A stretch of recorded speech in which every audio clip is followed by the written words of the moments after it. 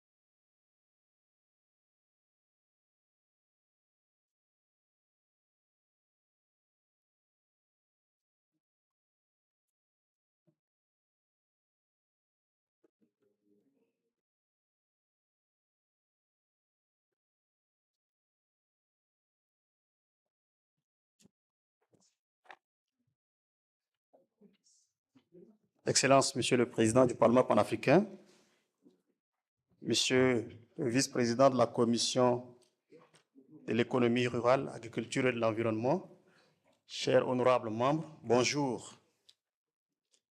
Le programme de ce matin est articulé comme suit. Il y aura le mot de bienvenue de l'honorable Abdallah Barakat Ibrahim, vice-président de la Commission de l'agriculture.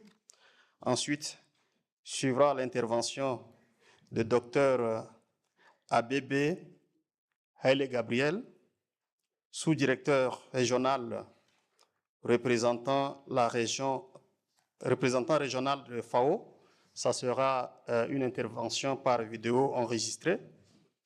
Puis suivra l'intervention de Madame Estherine Fotabon, directrice de l'agriculture, de la santé alimentaire et de la durabilité de l'environnement et du changement climatique du NEPAD. Ensuite, suivra l'intervention de Madame Lydie Kwame, directrice adjointe du Bureau mondial de l'Union africaine. Ensuite, ça sera l'intervention de Dr Matika, qui est directeur exécutif de l'Alliance panafricaine pour la justice climatique. Et le mot d'ouverture de cette session, de cette assise, sera dit par le président du Parlement panafricain. Sans plus tarder, je voudrais respectueusement inviter l'honorable Abdallah Barakat Ibrahim, vice-président de la Commission agriculture, venir dire son mot. Honorable.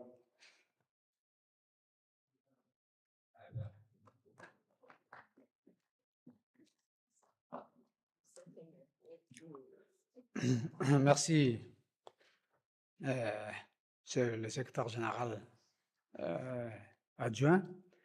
Bienvenue au président du Parlement panafricain et à nos invités d'honneur. Donc, je vais vous faire le mot d'ouverture. Excellence, honorable Chief Fortune Charambira, président du Parlement panafricain, Madame Lydie Kwame,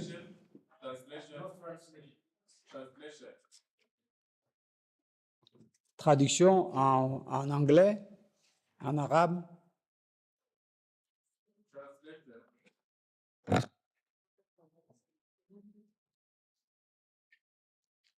Traduction en anglais. Les interprètes,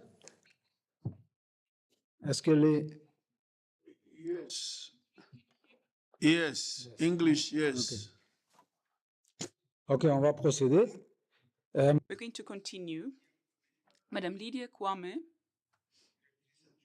Deputy Director, African Union Global Office, WFP, Madame Estherine Fotabong, Director for Agriculture, Food Security, Environmental Sustainability and Climate Change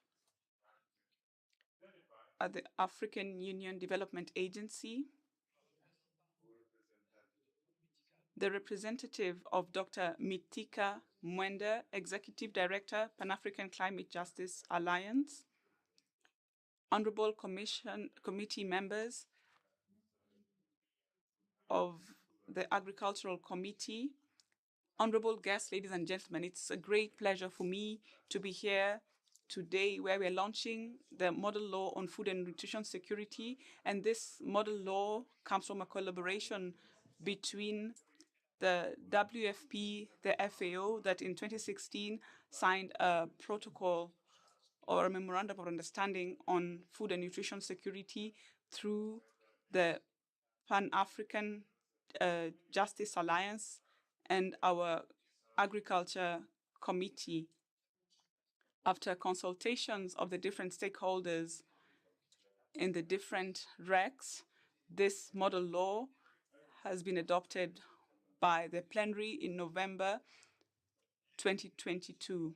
The objective of this law is to orient countries that are envisaging to elaborate law on food and agriculture and also on nutrition security in order to inspire them on this matter. Countries can legislate, especially regarding food and nutrition security that are in this model law.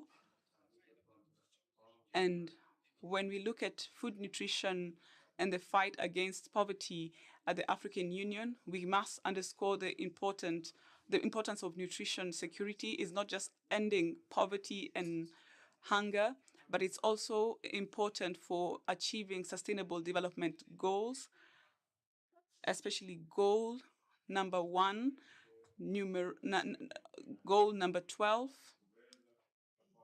number 1, zero hunger, and number 3,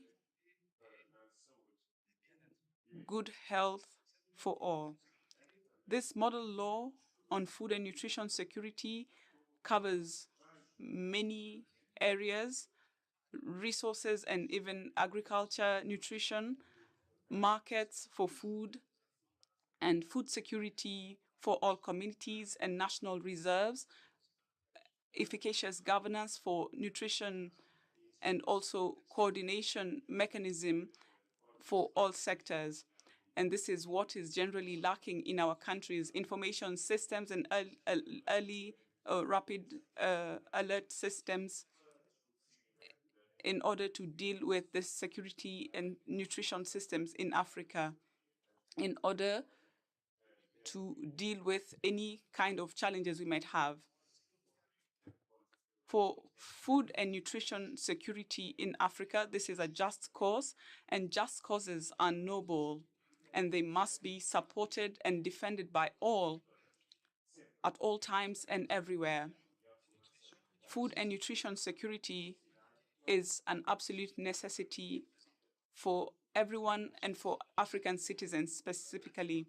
I'd like to thank the FAO, one of our partners of the Pan-African Parliament that is also supporting the parliamentary alliances that are on national and sub-regional levels. I would like to really thank you for all your support.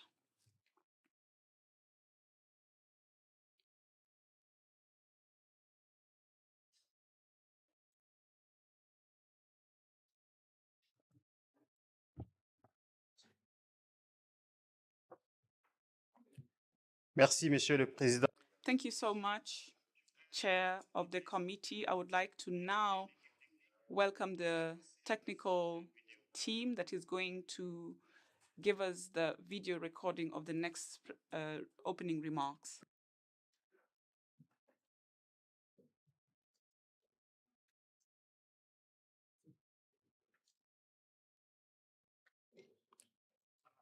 L'équipe technique, s'il vous plaît. Technical team, please. We're going to have Dr. Abebe's Haile Gabriel's message, FAO Assistant Director General and Regional Representative.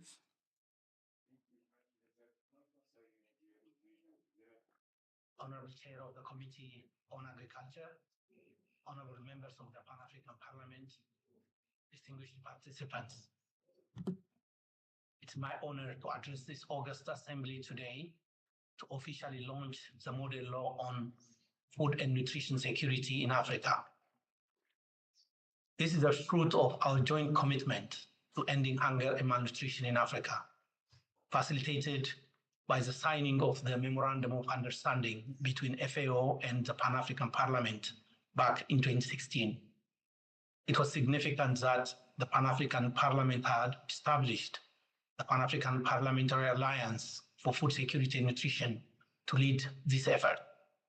This partnership has framed our efforts to advance parliamentary action against hunger and malnutrition through technical assistance, capacity development, awareness raising, and policy dialogue.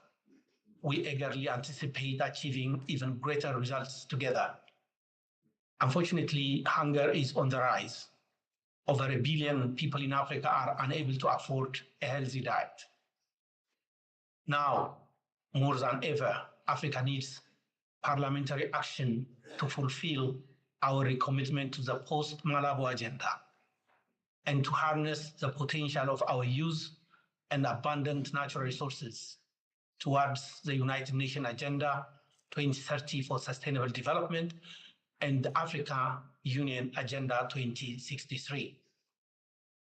As parliamentarians, you play a crucial role in setting political and legislative agendas, enacting laws, and overseeing public spending and national policies. Your influence on public opinion and society at large is unparalleled. In this context, this model law, although not an actual law, serves as a valuable guidance tool for parliaments and parliamentarians on the continent to combat hunger and malnutrition. FAO remains committed to supporting its domestication and popularization. Beyond this model law, FAO also remains committed to support the Pan-African Parliament in drafting African model laws relevant to FAO's mandate. FAO also engages with regional and national parliaments and their dedicated networks or alliances to catalyze and support parliamentary actions towards a more efficient, inclusive, resilient, and sustainable agri-food systems in Africa. This includes collaboration with the Eastern Africa Legislative Assembly, the Eastern Africa Parliamentary Alliance for Food Security and Nutrition, the SADC Parliamentary Forum, the ECOWAS Network of Parliamentarians on Gender Equality and Investments in Agriculture and Food Security, and the Network of Central African Parliamentary Alliance on Food Security and Nutrition. At the country level, FAO engages with the various national parliamentary alliances that provide inclusive platforms for parliamentarians to implement initiatives and mobilize technical and financial partners. Our technical and legal experts have designed several tools dedicated to topics such as agri-food systems, nutrition, gender, land tenure, responsible investments in agriculture, and school meals, among others. These resources are available online, and I encourage you to utilize and share them with your colleagues. We are exploring opportunities to secure the critical resources needed to support this growing demand on the continent. I invite you to mobilize technical and financial partners to join us on this journey. In this regard, we acknowledge the consistent commitment of the Spanish government in supporting parliamentary action for food and nutrition security worldwide. Honorable members of parliament, I would also like to draw your attention to the flagship global parliamentary initiative, namely the Global Parliamentary Summit Against Hunger and Malnutrition. The first summit, held in 2018 in Madrid, Spain, was followed by a second summit in 2023 in Valparaiso, Chile. Both events were honored by the presence and active participation of representatives from the Pan-African Parliament and several parliamentarians from Africa. The second summit resulted in the endorsement of the Global Parliamentary Pact Against Hunger and Malnutrition, a historic, non-legally binding instrument that crystallizes the political commitment of parliamentarians to guarantee the right to adequate food, promote agri-food systems transformation, and achieve the 2030 Agenda for Sustainable Development. While the pact is non-legally binding, we believe it is morally binding given the current global food and nutrition insecurity and the urgent need for action. The pact calls for continued support and facilitation of parliamentary action towards food systems transformation and requests FAO to co-organize the third summit in Africa by 2026. I'm pleased to reassure you that FAO is already exploring the most appropriate arrangements in close coordination with the Pan-African Parliament, the African Union, and other strategic stakeholders. From FAO's perspective, this summit will be a unique opportunity to showcase the leadership of African parliamentarians on the global stage, including ongoing parliamentary initiatives and successes in the fight for food and nutrition security. However, this summit cannot be successful without the support of the Pan-African Parliament and its members. We call on your commitment to ensure that all African countries will be represented at this summit and to mobilize international partners to provide the financial and technical resources. FAO frames all its parliamentary engagement with the perspective of this summit, aiming to build momentum, secure resources, and ensure the most relevant and substantial content for this flagship event.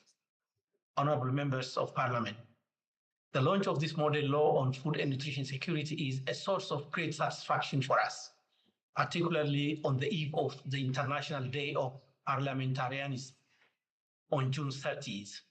This is a time to review the progress that parliaments have made in achieving key goals. I extend my heartfelt congratulations to all of you on this occasion. But we must do more together because the challenges we face are immense. As I mentioned before, you, the parliamentarians, have a unique role in transforming African agrifood systems, and FAO stands ready to support you at continental, regional, and national levels on this important journey. Let's strive for better production, better nutrition, a better environment, and a better life for all Africans across the continent, leaving no one behind. I thank you.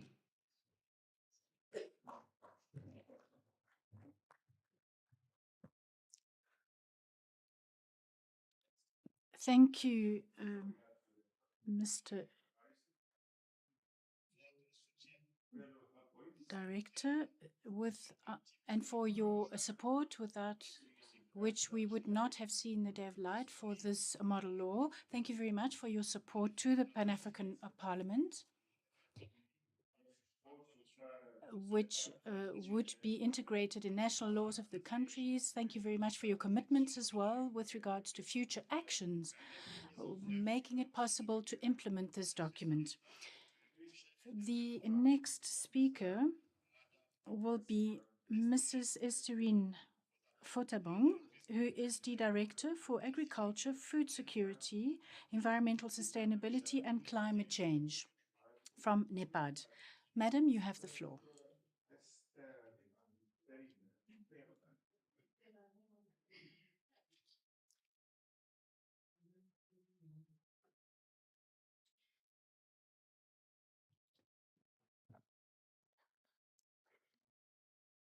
Good morning.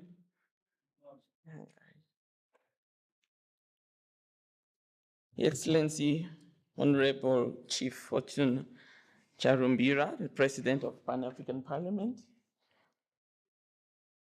Honorable Amdallah Baraka, the Vice Chair of the Parliament in charge of the Committee on Agriculture, Rural Economy, Agriculture, Environment and Natural Resources,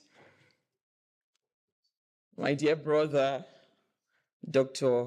Abebe Hele, the Deputy Director General of FAO in charge of Africa,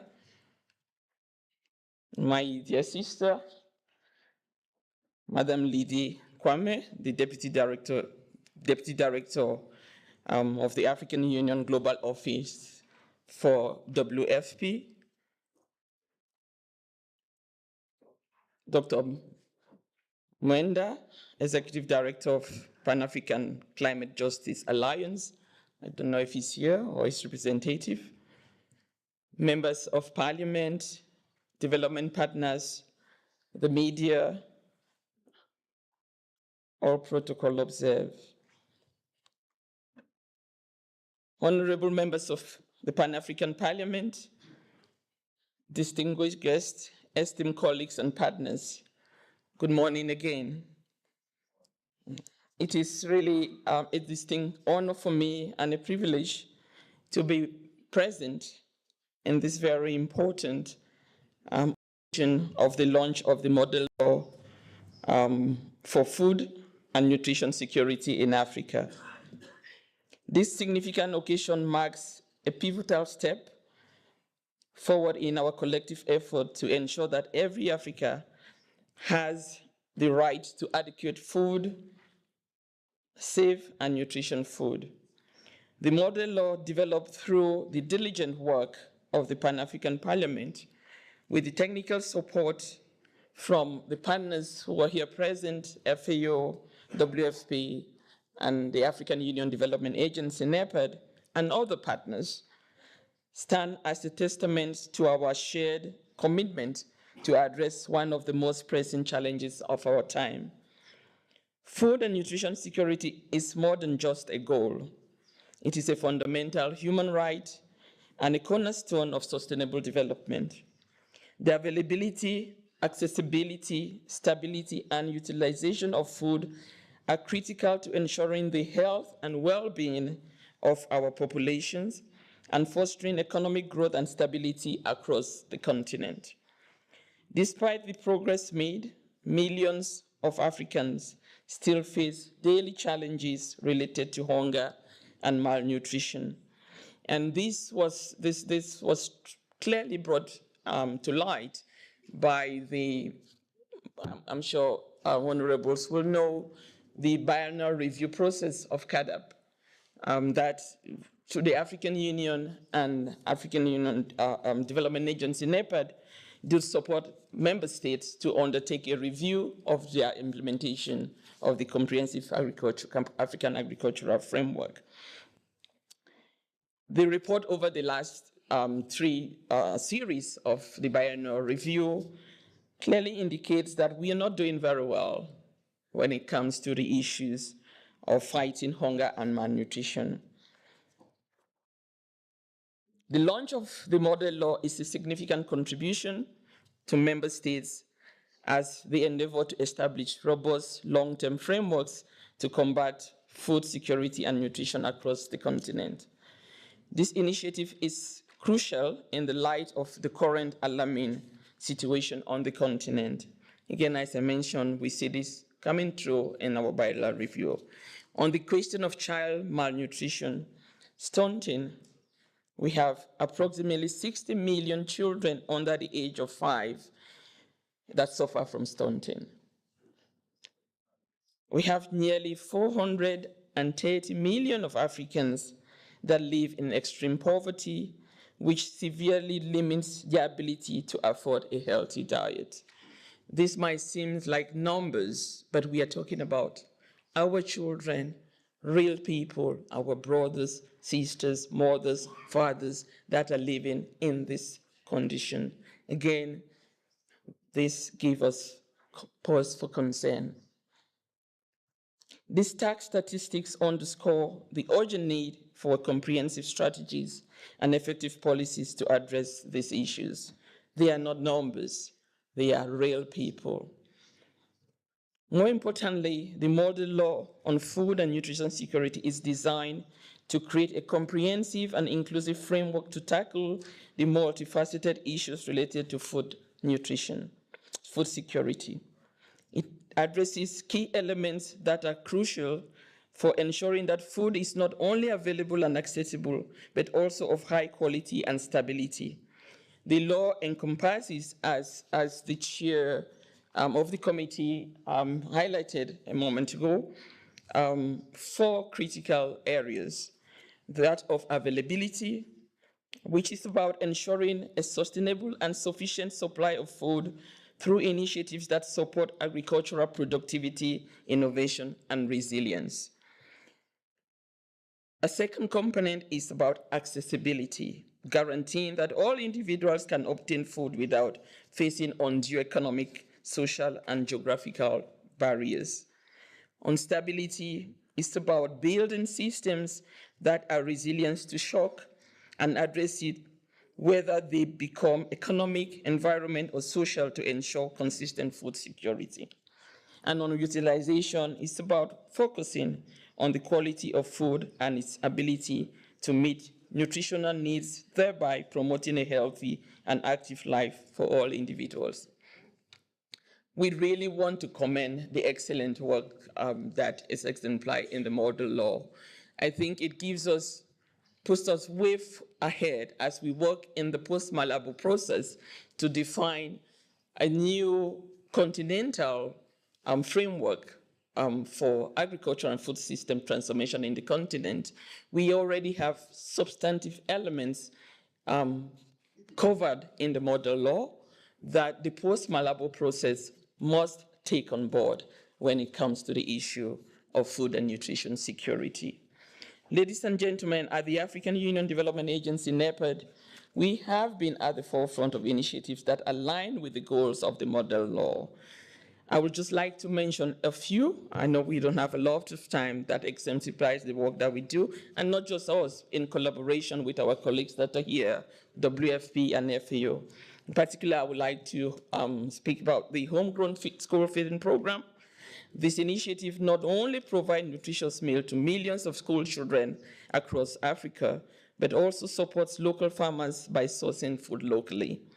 This integrated approach enhances food security, boosts local economies, and improves educational outcomes in more than 36 countries in Africa. We work on the issues of food safety and quality management. We also work on the issues of food fortification and biofortification. And we promote a food system approach that recognizes that food security is intricately linked to broader systems. We advocate for a holistic approach that integrates agricultural development, nutrition, health, economic policies to create sustainable food systems. Evidently, through the CAADP agenda, African leaders envisage a food system approach to attain agricultural-led economic transformation programs, of which AUD and NEPAD is leading. Of course, what we are launching today falls within the overall context of the comprehensive agricultural framework, but also our Agenda 2063 and its second 10-year implementation plan. I think the model law is a really good tool that will enable member states to adopt laws and policies, but also allocate the necessary budgets that will help member states to achieve food and nutrition security. And there is no better place to discuss these issues than here at the Pan-African Parliament. To you all who are responsible of this important agenda of defining policies and making available the necessary budgets that can help us to see this transformation. Your Excellency, at the NEPA level, we are very much committed to supporting the Pan-African Parliament in the rollout and implementation of the model law through various means, including, of course, national level technical assistance by providing expert guidance to ensure the effective application of the model law within member states. I think Dr. Abebe did mention that, it's not a binding, what we are launching today is not binding, but it gives a very good framework for member states to adapt this framework within their own national context. So any member states can take this and have clear guidance on how to utilize and develop a policy or their own law with elements that relates and speaks to the context of their country. We also will be willing to support in capacity building activities that enhance the skill and capabilities of national bodies to better manage food security and nutritional programs, and of course, support member states in aligning to continental frameworks. As I mentioned, the Comprehensive African Agricultural Development Program.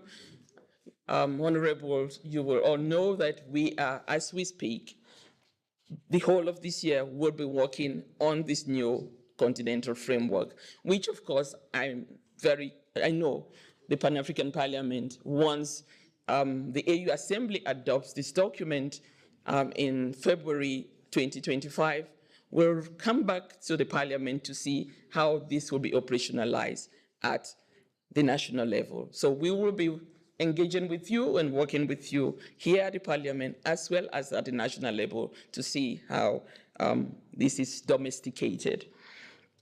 It will also support, and we will also support, the broader efforts to include this in Agenda 2063 as well as the United Nations Sustainable Development Goals. By leveraging these resources, initiatives, and frameworks, member states can develop more resilient systems to address food insecurity and malnutrition, thereby advancing the well-being and health of population across Africa. As I conclude, I extend my deepest gratitude to the Pan-African Parliament for their dedication and hard work in developing this model law. I also express our gratitude to the collaboration with FAO and WFP in providing the necessary support to the Parliament, as well as looking forward to working with everyone to roll this out in the countries. Let us seize this opportunity with determination and commitment, knowing that the future of food security in Africa is in our hands. Together, we can build a continent where every individual enjoys the right to adequate, safe, and nutritious food. A healthy population is a healthy economy, and it's development and peace for all of us. I thank you.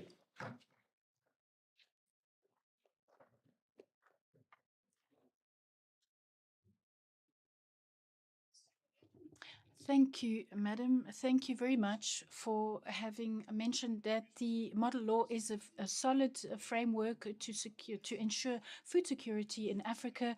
Thank you very much also for recognizing that the Pan-African Parliament is best placed to discuss this question. Thank you also very much, Madam, for your support for domesticating this law and internalizing it and its implementation in the countries. I would now like to invite Lydie Kwame, who is the Deputy Director of the WFP Global Office, African Union Global Office. Madam, you have the floor.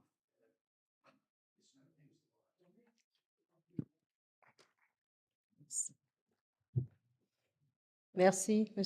Thank you very much, dear facilitator, Honorable President of the Pan-African Parliament, Honorable Deputy President, my dear sister, Serine Diona from NEPAD, distinguished guests, ladies and gentlemen, all protocol observed.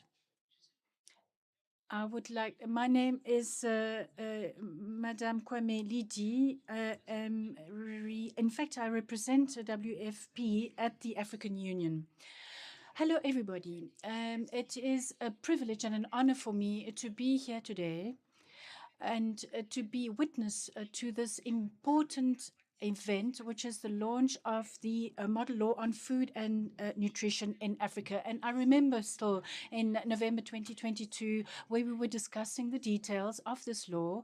And I, in fact, recognize some faces. We had long discussions on the details, on the full stops, on the commas, to work on the fight against nutrition and hunger in Africa, and to also celebrate this particular event. As we all know, food security and nutrition are not only a fundamental human right, but are also a block of the sustainable development, and access to adequate food that is nutritious and safe is essential for health and the well-being of people, prosperity of communities, and also the general progress of nations.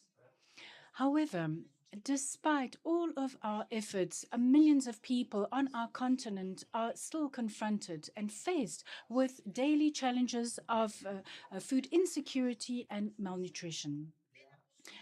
The drafting of this model law represents a major advancement to be able to face this challenge. It provides a legal framework that countries can adopt and adapt in order to guarantee to each citizen the right to food and nutrition.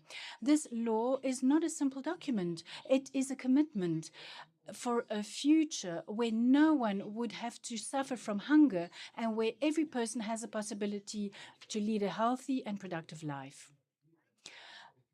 The WFP program, as you know, which is the champion of nutrition, the champion of food security, and its partners are ready to support the domestication and the implementation of this model law.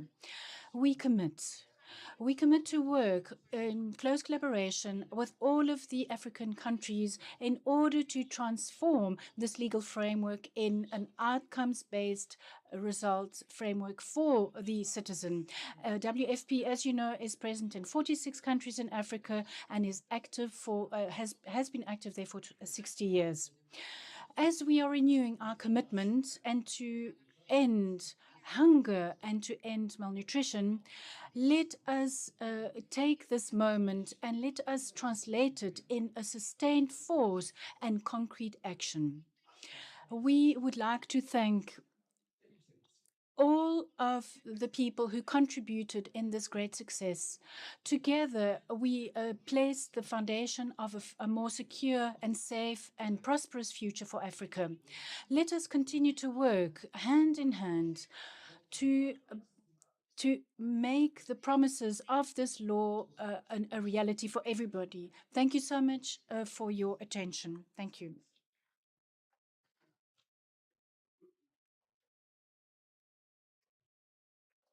Merci, Madame la Directrice. Thank you very much, Madam Director. Thank you.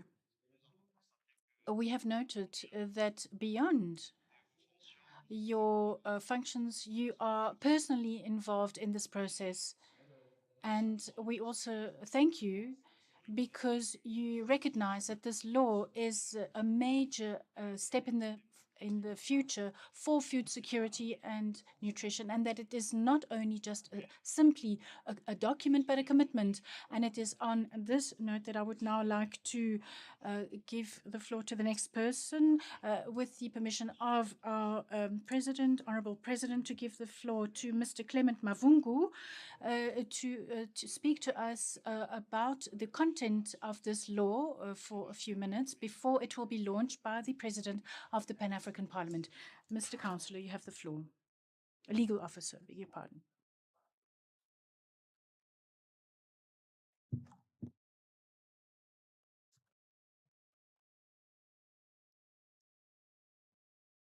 Excellence, Your Excellencies, Honorable Chief Charumbira, President of the Pan-African Parliament, Honorable President of the Permanent Committee of Agriculture and the Environment, Honorable members of the Pan-African Parliament, Dr. Abebe, Assistant Director General and Regional Representative of the Food and Agriculture Organization, Dr. Hamid Nourou, Director of the African Union Global Office of the WFP,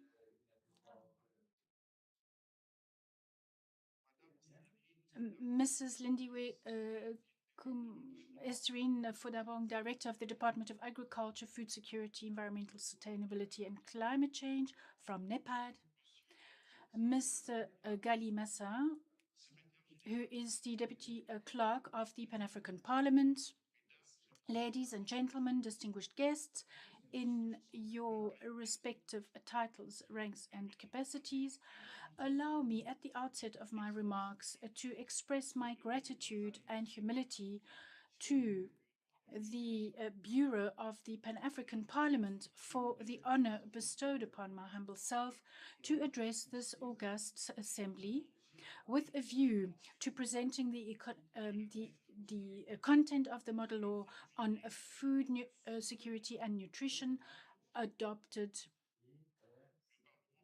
by the Pan-African Parliament on 11 November 2022. In order to proceed with the presentation of this model law, we will start with the genesis of its formulation, then we will outline its content, and then we will try to highlight its key ideas. Excellencies, ladies and gentlemen, distinguished guests, the model law on food and nutrition security in Africa has its origins in the fruitful technical cooperation between the Pan-African Parliament, the FAO, sealed since October 2017. And this partnership enabled us to build capacity of members of the Pan-African Parliament to reestablish the food security and nutrition in the political and legislative framework of our different members. And secondly, the establishment of the Pan-African Parliament Alliance for Food Security and Nutrition as an advocacy tool for the promotion and implementation of legislative frameworks promoting food security and nutrition at all levels. Thirdly, it also enables the promotion and the integration of the issue of food security in national legal frameworks of the African countries, and in particular in national budgetary and strategic frameworks. It is therefore thanks to this action and the advocacy of the Pan-African Parliamentary Alliance, taking advantage of the mandate of the Pan-African Parliament to harmonize laws of member states in accordance with Article 11, paragraph 3 and 7 of the Pan-African Protocol, that the plenary of the Pan-African Parliament approved in May 2018 the proposal to draft a model law on food and nutrition security in Africa. In October 2019, the first draft of the model law was prepared with the technical support of the FAO and was submitted to the plenary, who, in its turn, requested this Permanent Committee on Rural Economy and Agriculture and Natural Resources to undertake regional consultations on the draft model law in order to gather contributions from African citizens, grassroots organizations, and to gather their contributions in order to integrate them in the model law. These consultations were delayed by the consequences of COVID-19, sadly, and in 2021 and a part of 2022 that the regional consultations were able to gather contributions, and the model law was finalized and adopted in plenary at the close of the first session of the 6th legislature of the Pan-African Parliament, and this on the 11th November 2022. What a wonderful way for the Pan-African Parliament to finish on such a high note, because this also in indelible letters marked the efforts of the Pan-African Parliament to contribute to the African Union's theme for 2022, namely building resilience for nutrition security in the African continent and strengthening agri-food systems and health and social protection systems to accelerate socio-economic and human capital development. This was all more true given that the Executive Council of the African Union, after going through the reports of the activities of the Pan-African Parliament for 2022, in which the model law appeared, the Executive Council expressed through its decision of 11th February 2022 its appreciation on the activities from the Pan-African Parliament during a short period in 2022, despite budgetary limitations, and especially the proposed model law on food security and nutrition as per the African Union theme for 2022. Having given this brief historical overview, I'm now going to take you into the intricacies of the model law itself. This model law, which underscores the best legal practices that would promote healthy and nutritious diets, but also a tool that would enable African states to promote a framework, a continued consultative framework for all stakeholders in the food sector, would also enable African states to allocate substantial budgetary resources to implement policies and programs aimed at improving nutrition and healthy diets, and finally, to promote policy coordination and coherence between players and agencies that are involved in the fight against malnutrition. The model law, therefore, draws its roots in African Union's Agenda 2063, as well as the Sustainable Development Goals for 2030 of the United Nations. It also draws its normative and conceptual inspiration from treaties and policy frameworks freely agreed by African states at both international and regional levels. At the international level, we have the International Covenant on Civil and Political Rights and the International Covenant on Economic and Social Cultural Rights, as well as other related treaties of the United Nations, especially those of the FAO. We also have it having legal basis in the African Charter on Human and People's Rights and its protocol on women's and children's rights and its policy instruments of the African Union, the Malabo Declaration, notably, and others. I'm going to skip this part because we are short of time. The model law also has the merit of taking into account and incorporating quite skillfully the diversity of legal traditions in Africa and the particularities and legislative subtleties of nearly 175 laws emanating from 35 countries in Africa and around the world. The model law contains a number of provisions covering the essential areas of food and nutritional safety, notably the rights and privileges of individuals and vulnerable groups with regard to food and nutritional security, the duties and responsibilities of states and other relevant actors in terms of food security. We also have provisions that are regulating the implementation of governance, accountability, and responsibility mechanisms for the production, processing, distribution, and consumption of sufficient, safe, and nutritious food.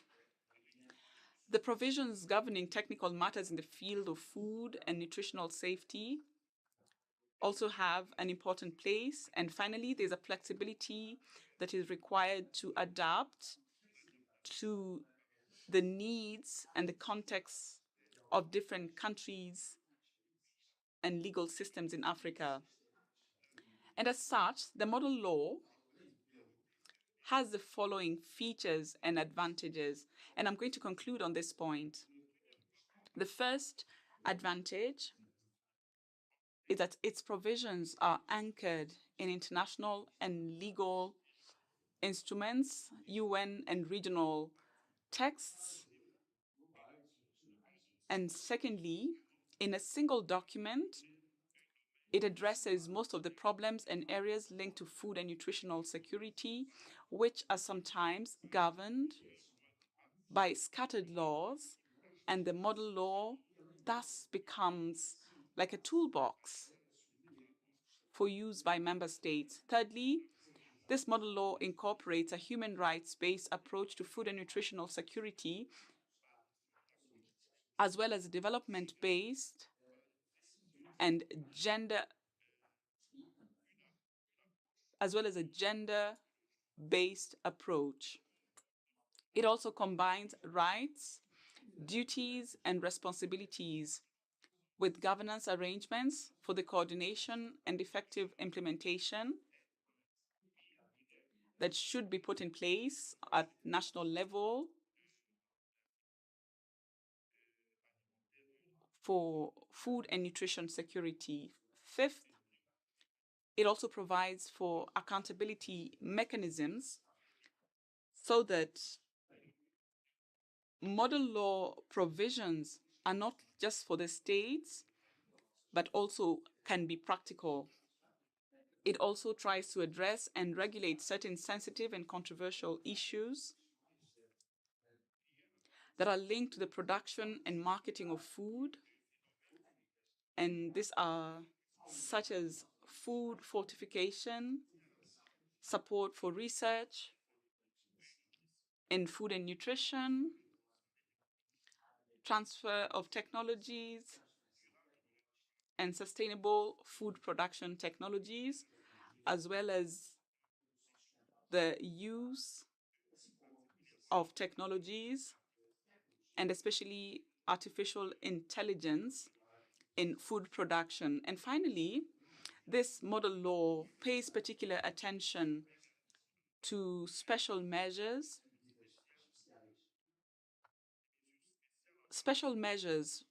for vulnerable people and groups such as elderly, children, adolescents, pregnant women, breastfeeding women, people living with disability, the poor, and people who are at the risk of malnutrition.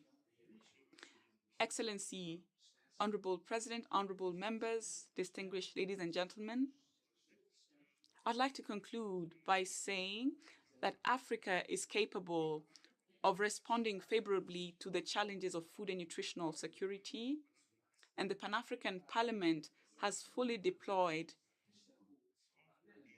this model law that will help us in this manner.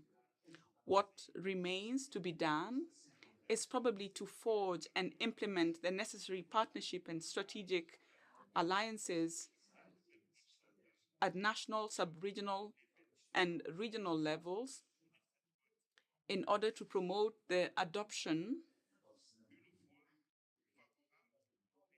and implementation at national level, and so that the national parliaments will be equipped to work with other partners in order to effectively implement legislation in terms of food and nutrition security. Thank you so much for your attention.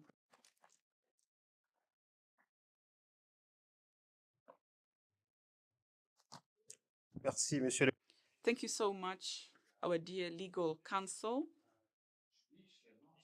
You have very clearly recalled the Pan-African Parliament's mandate to enable harmonization of laws in member states.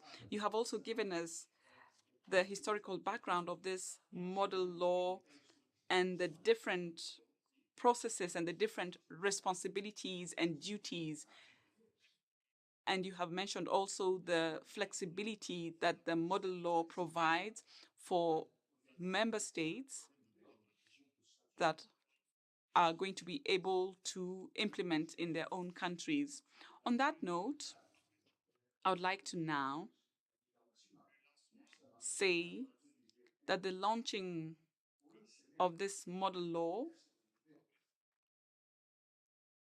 we are now going to have the opening remarks of His Excellency President of the Pan-African Parliament, under whom this law was adopted. And he does deserve our acclamation, because it's not very easy to have a model law adopted. But as soon as he arrived, he promoted the adoption of this model law. Please welcome him with me with acclamations. Mr. President, you have the floor, sir.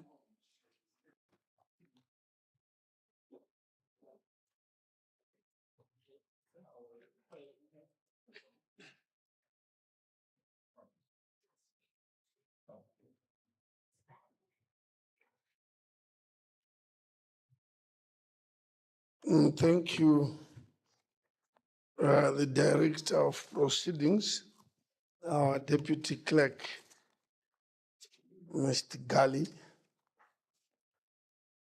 I will salute the Bureau members, although all of them are out on other assignments. I recognize the chair of the committee, or the acting chair, the Committee on Rural Economy, Agriculture. I know it goes and goes. Honorable members of Parliament, and I want to salute you for being present here. Can I clap for you and you clap by yourselves? I want to say thank you for your commitment to the business that brought you here. Not everyone is here, I know. But those that are here show that they are really committed. May I also recognize Mr. Louis Hove? No, he's not here, this one. Is it? No, you got given a salutation list written maybe yesterday. This one is not here, is it? Who is from FAO? You can't be Louis. So someone, you are in for Mr. Louis, eh? Thank you.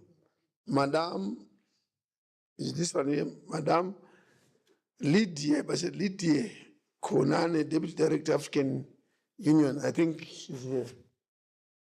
Yes. Mrs. Estarine Fontabog, Director of Agriculture, Food and Security. NEPAD, you are here?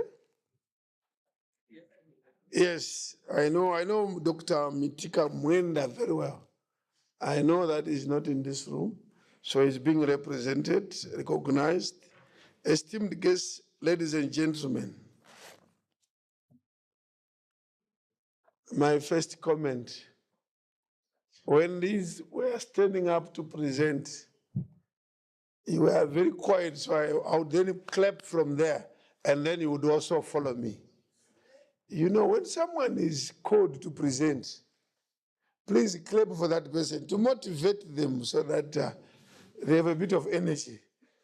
You don't just let them go, just motivate them a bit so that they can present with motivation. But I have a speech. I will not go through that speech. We are here to launch. Let's launch. But in launching, we have been told that the issue of food and nutrition security is a human right. I think it's someday, not today, we need to have a debate on this issue. What is a human right? Some rights are well enjoyed, but some of these rights, to what extent are they rights? Because some people are sleeping without food. Then what is a right? Because in some cases, I have to enjoy my rights. So this right on food, I think we need to debate on it some other day. And I keep also reminding you of the shame on us in Africa that we are unable to produce enough food for ourselves to eat. That's a shame. And for parliament like this one, for Africa, I think beyond this launch, the Committee on Agriculture come up with something that we should do to really fight on this issue as PAP, so that we are counted. Let's take this issue seriously, that with all the advantages that we enjoy on this continent, in terms of climate, soils, land, and everything, why should we be fed by countries that whose climatic conditions are even more hostile than the ones that we enjoy. I think we need to ask ourselves fundamental questions. And I'm saying, the Committee on Agriculture, please, please, I want to challenge you. Come up with proposals as to how we can move. Because in this chamber, yes, we come, we talk, and we go. No, I think let's go a step further. Through our delegations, Honorable Majimbo from Kenya, we want him, after this, to hear that in the Parliament of Kenya, after this launch, there is fire there. We go there and say, no, look, we are from Pan-African Parliament. What we are seeing on this continent is totally unacceptable. These are the statistics. Where are we doing this? Kenya, where are we? Minister of Agriculture, can we meet? What is missing? It's a budget. Give him that money. Or give her that money. What is missing? I think we should take ourselves a bit further because this subject that we are launching on today, food and nutrition security, food security. Long time ago, I will look for the year. When did Abraham Maslow, you all know Abraham Maslow, hierarchy of needs. He wrote books, hierarchy of needs. Hey, which year did he talk of Maslow? 1930-something, 20-something, long time. He said, for human, there's a hierarchy of needs. And the food is a basic need. Food, shelter, water. Maslow said these are basic, very basic, before you move to other levels of safety, social needs, self-esteem, self-actualization. So you still have other 4 levels as a human being to go. We are still battling with number 1, the lowest, which is just water and food. We are still struggling. Other nations have reached self-actualization. So to struggle today, to say we don't have food, we have food insecurity, we are in the ancient of times. We are in the ancient of times. So this launch should see Africa moving away further to other better needs of a human being. Higher needs than strength to eat, only something to eat. Others passed that phase long back. They went to the next level, and they went to another level, and another level. But we are still battling. And I'm challenging our own MPs that the Committee on Agriculture, by the time we end next week, we want to see some robust direction that you give us. And say, I think we have launched. Don't just launch, and I have a book here, the model law is going to be launched. A lot of such things have been launched in our countries, but they don't work even after launching. So want to be different as PAP. Let's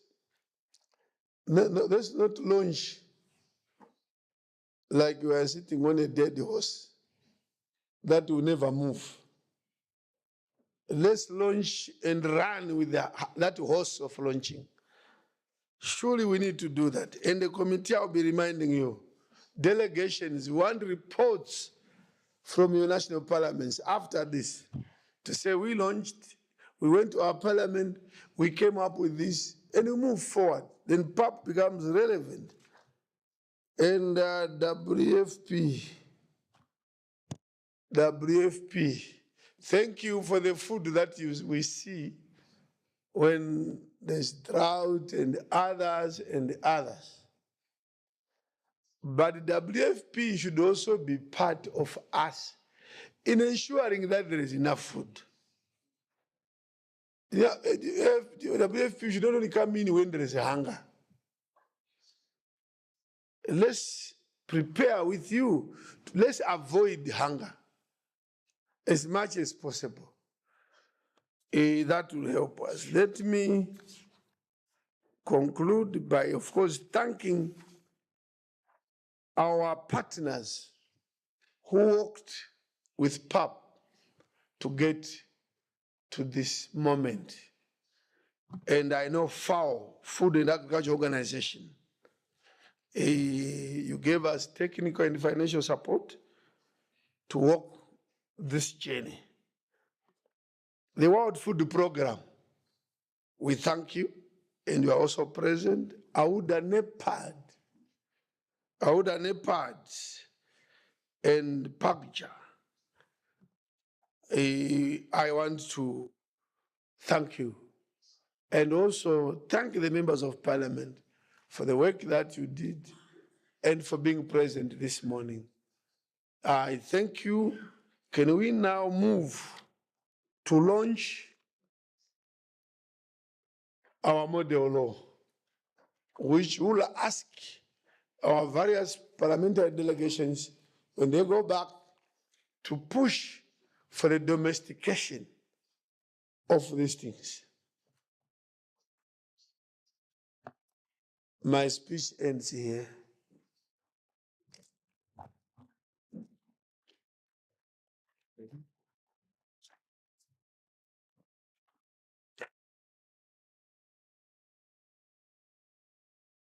Okay. I mean, the launch means uncover. Removing the cover.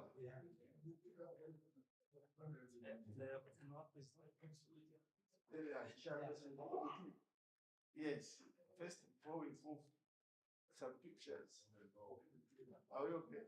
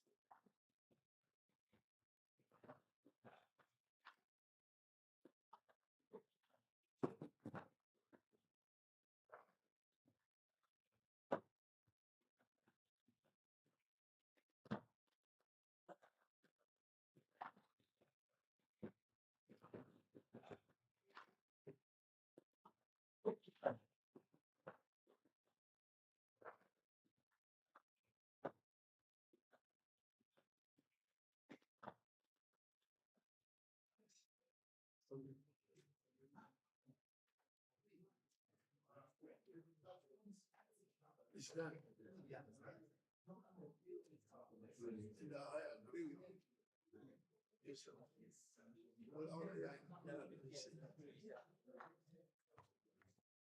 In the house, we say order, order, although we are in a workshop. I want to apologize that my own nature first, when I attend something, I attend to the end. I'm not a politician, I am a chief. Politicians run away when they present. We don't run away. But for today, I have about people gathered in my office, so many commitments. So after the launch, you will excuse me, and I'm late for some other engagements. But I'm happy we have launched. The launch has taken place. Yeah, I'm happy we have launched. Sorry. Good? No.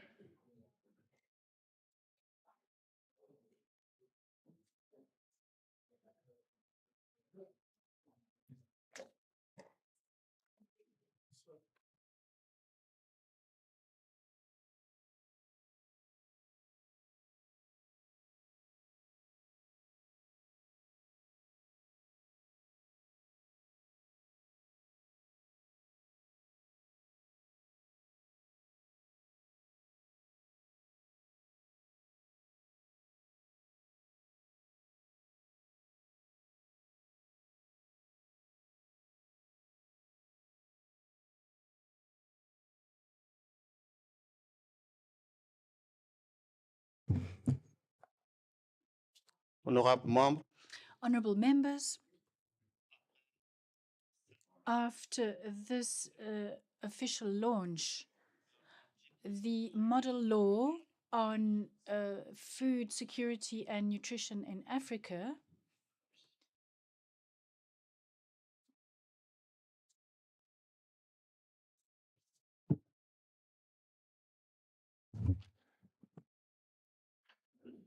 Muito obrigado. Thank you. I think that we have interpretation in place. I am Adalberto Jr., MP for Angola, and I would like to greet the Bureau. And His Excellency the President is leaving the chambers, but I have a question to raise. I'm quite pleased to see that the law were shared in English and French versions. I don't know what is the case for the Arabic-speaking countries and the Spanish-speaking countries, but I would like to know, why do you here in PAP you consider there's two types of languages, the first level languages and second languages? We don't have the Portuguese version of the documents, or they are only shared in a later stage and they print first the English and the French versions. I would like to crave your indulgence at the level of the Secretariat of the PAP to treat equally all the official languages of the Parliament. Thank you very much. merci, honorable. Yes, thank you, honorable member. You are absolutely right to raise this point and to say that the model law is only available in 2 languages, and we are taking note of this, and we promise that after this launch we will make arrangements to have copies made available in all the languages of the Pan-African Parliament. Given this point, I would like to now come back to saying that after the phase of launching the model law, we would now like to go to the panel discussion. And with your permission, I would like to invite the following people, in fact, to take part in this panel discussion. I would like to invite the Honorable Esther Passiris from PAP. He is from the Agriculture Committee. And I would like to invite Madam or Mrs. Kiselin, who is the legal counsel of FAO. I would like to invite Mrs. Lydie Kwame, who is the Deputy Director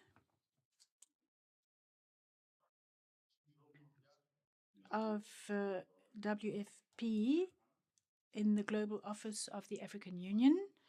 I'd like to invite Mrs. Bibi Giose, who is the special advisor, and also Mr. Clément Mavungu, who is the legal counsel of the Pan-African Parliament. I would like to respectfully invite them to take place on the stage to lead the discussions on the panel. on the model law on nutrition and food security. I believe that the members of the panel have taken their seats. Mr. Clement, are you staying where you are seated? Right. Thank you.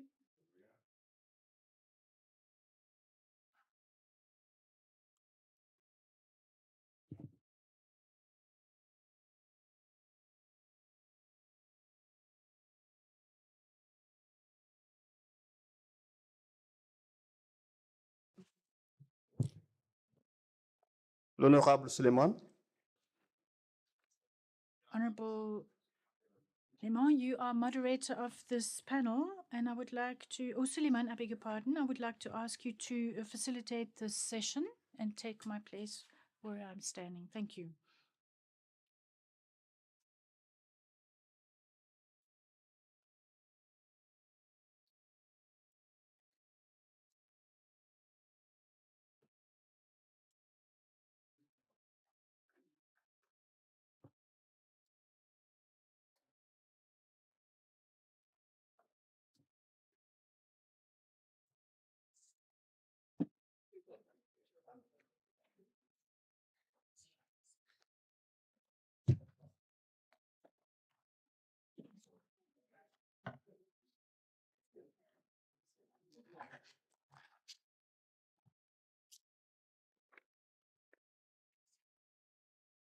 Good morning, honorable members.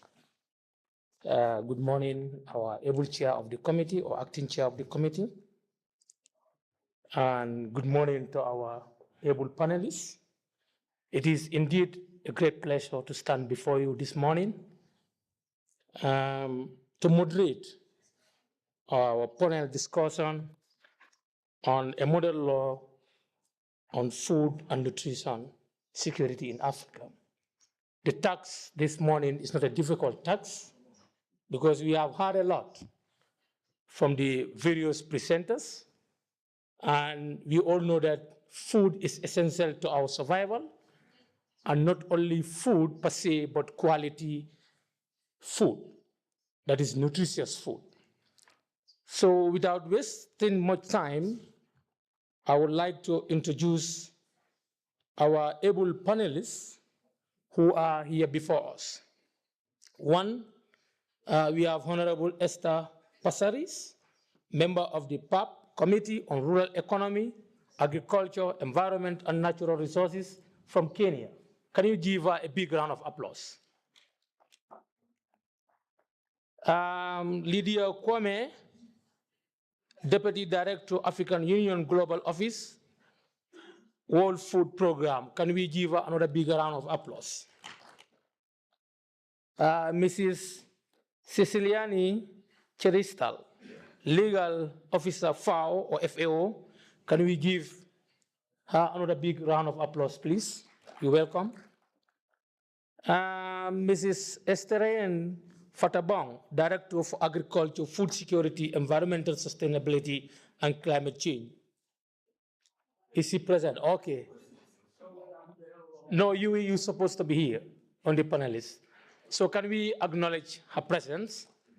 Thank you. Mr. Clement Mavugu, Legal Officer of PAP, who has been with us since time immemorial for developing such a beautiful law. Can we give him a big round of applause? Ladies and gentlemen, we will now go straight into the program. And the program, as I said earlier on, I'll be a moderator to coordinate and our understanding about the model law. So questions, specific questions will be asked, and later the floor will be open to honorable members to ask further questions or to make contributions. So I thank you for your kind attention. Stay and enjoy the panel discussion.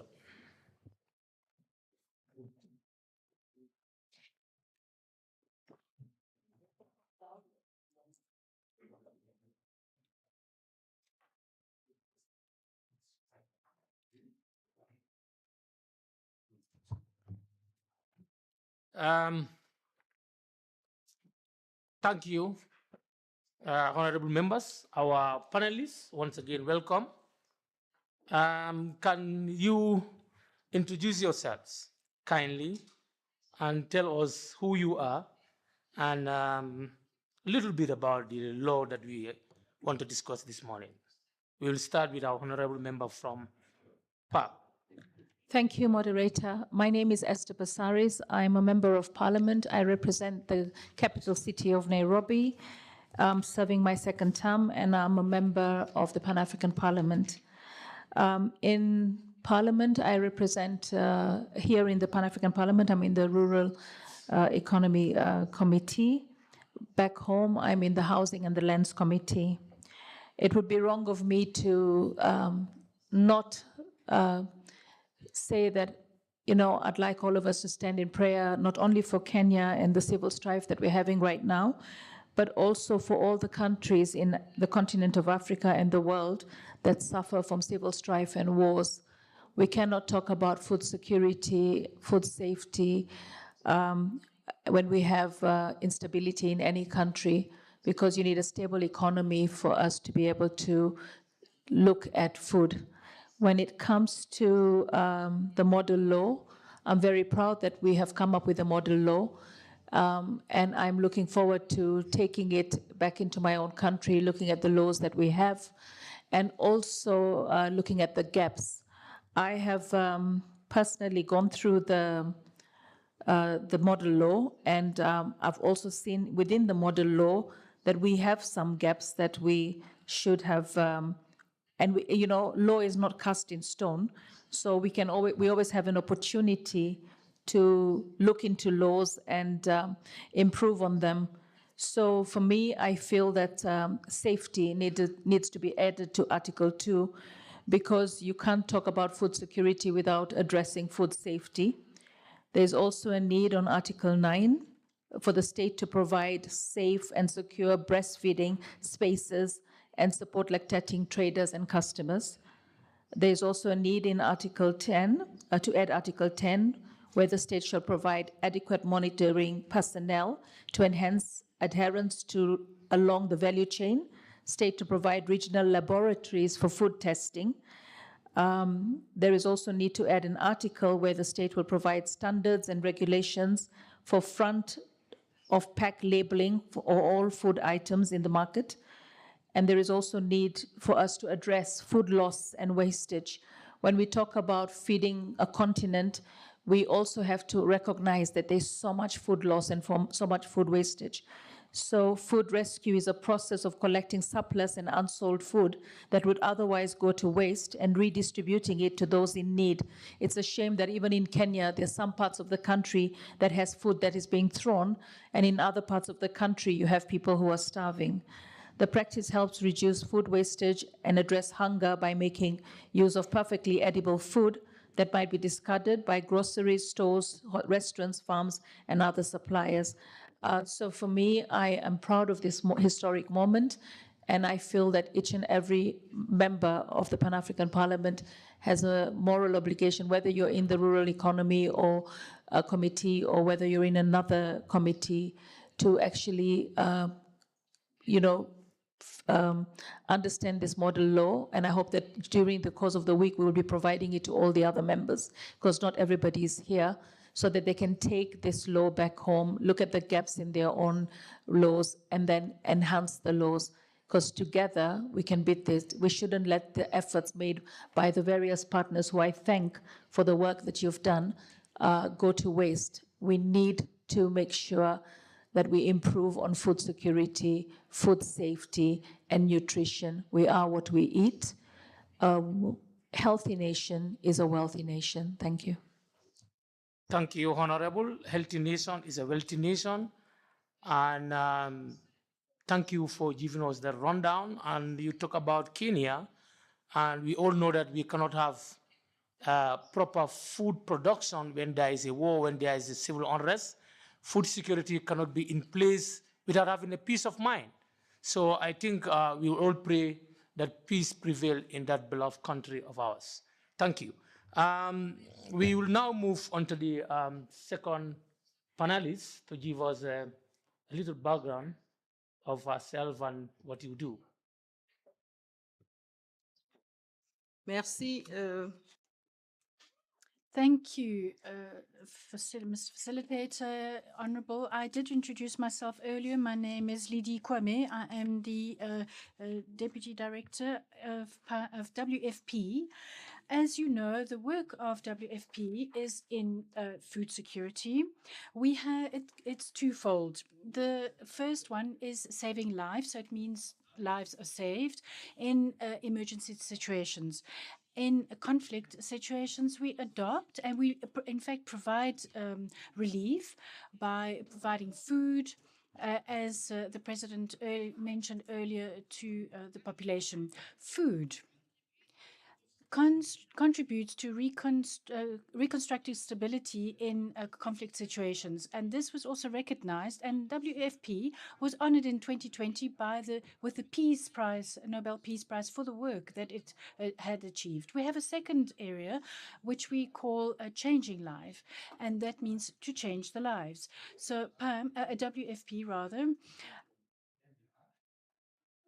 works in strengthening nutrition and food security for people, especially children and women, and we support small producers in improving productivity as well as the reduction of losses, as the Honourable mentioned earlier, and also to face certain shocks and to confront them that are linked to climate change, and to prepare the people and the populations, because we saw recently in the East region of Africa and all in this particular area, even if there's no conflict, we can see today that we are faced with situations that are associated with the climate.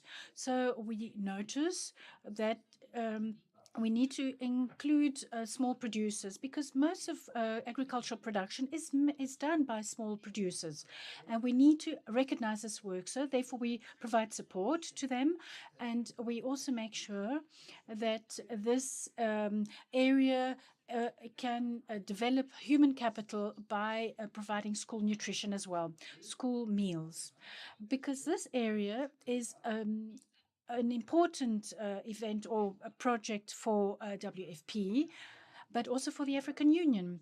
And our bureau at the African Union works with the different committees to enable, and also with the specialized agency, that school nutrition is a catalyzer, not only for food security, but also related to the theme of 2024 of the African Union. We want to also make sure that education and food are put together and ensure that children can be educated in Africa, because it is only by educating children that we can have much more resilient populations, and by providing school nutrition and meals as well in the schools. So WFP, as we said earlier, is really honored to be participating and contributing in the work on the model law. Given that we don't have a legal framework, things can be a little difficult. So the implementation of this model law does require coordinated efforts, and WFP will commit itself to working with the different stakeholders and partners. In the area of advocacy and sensitization, so with our presence in 46 countries in Africa, and by means of the partnerships that are established with the governments, we can contribute and participate in sensitization and advocacy actions. The communication strategy is, of course, also very important, because one needs to be able to communicate at all levels. And as we call it, the last mile, and that means communicating with the population. The we can commit ourselves with decision makers in the parliaments, of course, but it is also important to strengthen the technical skills and capacities and to provide training. We have been approached a number of times by groups of parliamentarians to obtain support, because we are talking about a subject where one needs, of course, knowledge. And when we talk about food security, there need to be budgetary lines, and these budgets are voted by the different parliaments. But if we do not have informed people on the matter, it becomes a bit difficult. So we are ready to commit and to provide support to the different countries by means of the Pan-African Parliament, of course, to offer training on food security and nutrition, because with time and after 60 years in Africa, we have indeed obtained the experiences. We can provide clear examples from the different countries. As we have been doing up to now, we can also provide support, technical support, to the different countries. This is what we have been doing. And of course, we are not there to replace anyone, but to rather provide support. And I would also like to recall that we don't only work in emergency situations, but also in development and aid situations. I'm going to stop here for now. Thank you so much.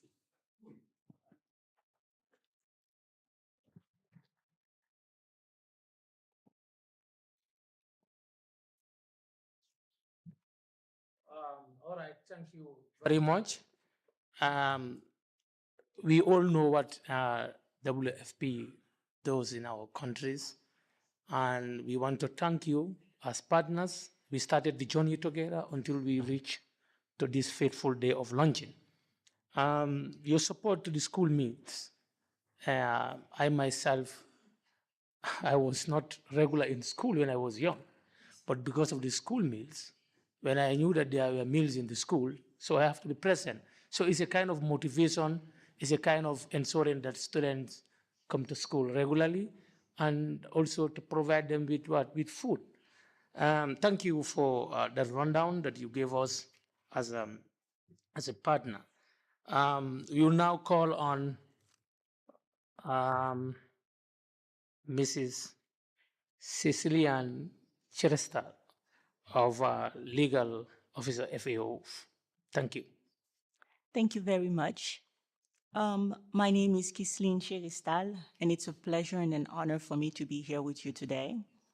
I am a legal officer with the Development Law Service of the Legal Office of the Food and Agriculture Organization. I think our name says it all, Food and Agriculture Organization of the United Nations. And our mandate, in a nutshell, is to help defeat hunger. That means that we work to improve food security and nutrition. We work to increase agricultural productivity and sustainability, to improve the quality of life of rural people, who are often the main producers of food. And we do so by providing technical support in all areas that are related to the FAO's mandate.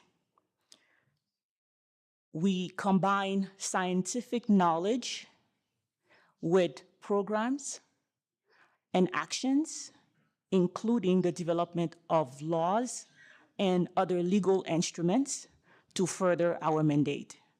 We do so at the request of our members. The work that we do within the Development Law Service in particular is worth highlighting. We work, again, as I said before, on evidence-based, context-based understanding. We provide tailored legal advice, and we do so through a participatory, inclusive approach. That means that we work with all stakeholders, and that's an important element of the way that we work. Because indeed, it is very important to understand the realities, the priorities, and the constraints of the context in which we work. I am honored to be contributing as a member of FAO to the collaboration, the long-standing collaboration between FAO and the Pan-African Parliament. This collaboration is long-standing and has been very helpful in getting us to this model law and the launch today. It is not the only area where we work with the Pan-African Parliament. We also work with the Pan-African Parliament on the development of a model law on soils, on cooperatives, on gender, and on climate change. And we're very proud of the contributions that we have made thus far to these processes. To end, I would like to state as well that we work at the regional level on the continent, as well as the sub-regional and the national levels. We also work at the subnational levels. FAO has a regional office in Ghana and sub-regional offices in Southern, Central, West, and East Africa. And we also have offices at the national levels and also at the subnational levels. Our mandate is based on the commitment of FAO member states to end hunger. Our mandate is to ensure that we aligned our activities and our programs with the commitments that members have made at the international and at the regional levels. Thank you. Thank you, Madam. Thank you very much. The mandate of FAO is very clear: to defeat hunger, to make sure that we have food sovereignty, to increase agricultural productivity, technical support, combine scientific knowledge, and model law on soil management, which we will soon launch in this house too. Thank you very much. That is in line with AU agenda, the Malabo framework of reducing stunted growth by 10% into the goal of Agenda 2060.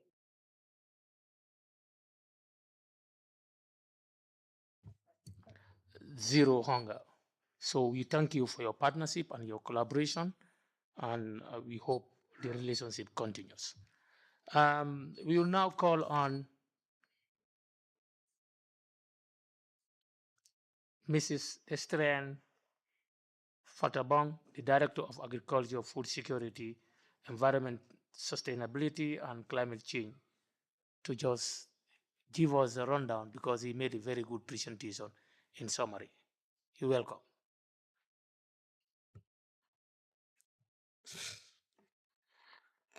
Thank you.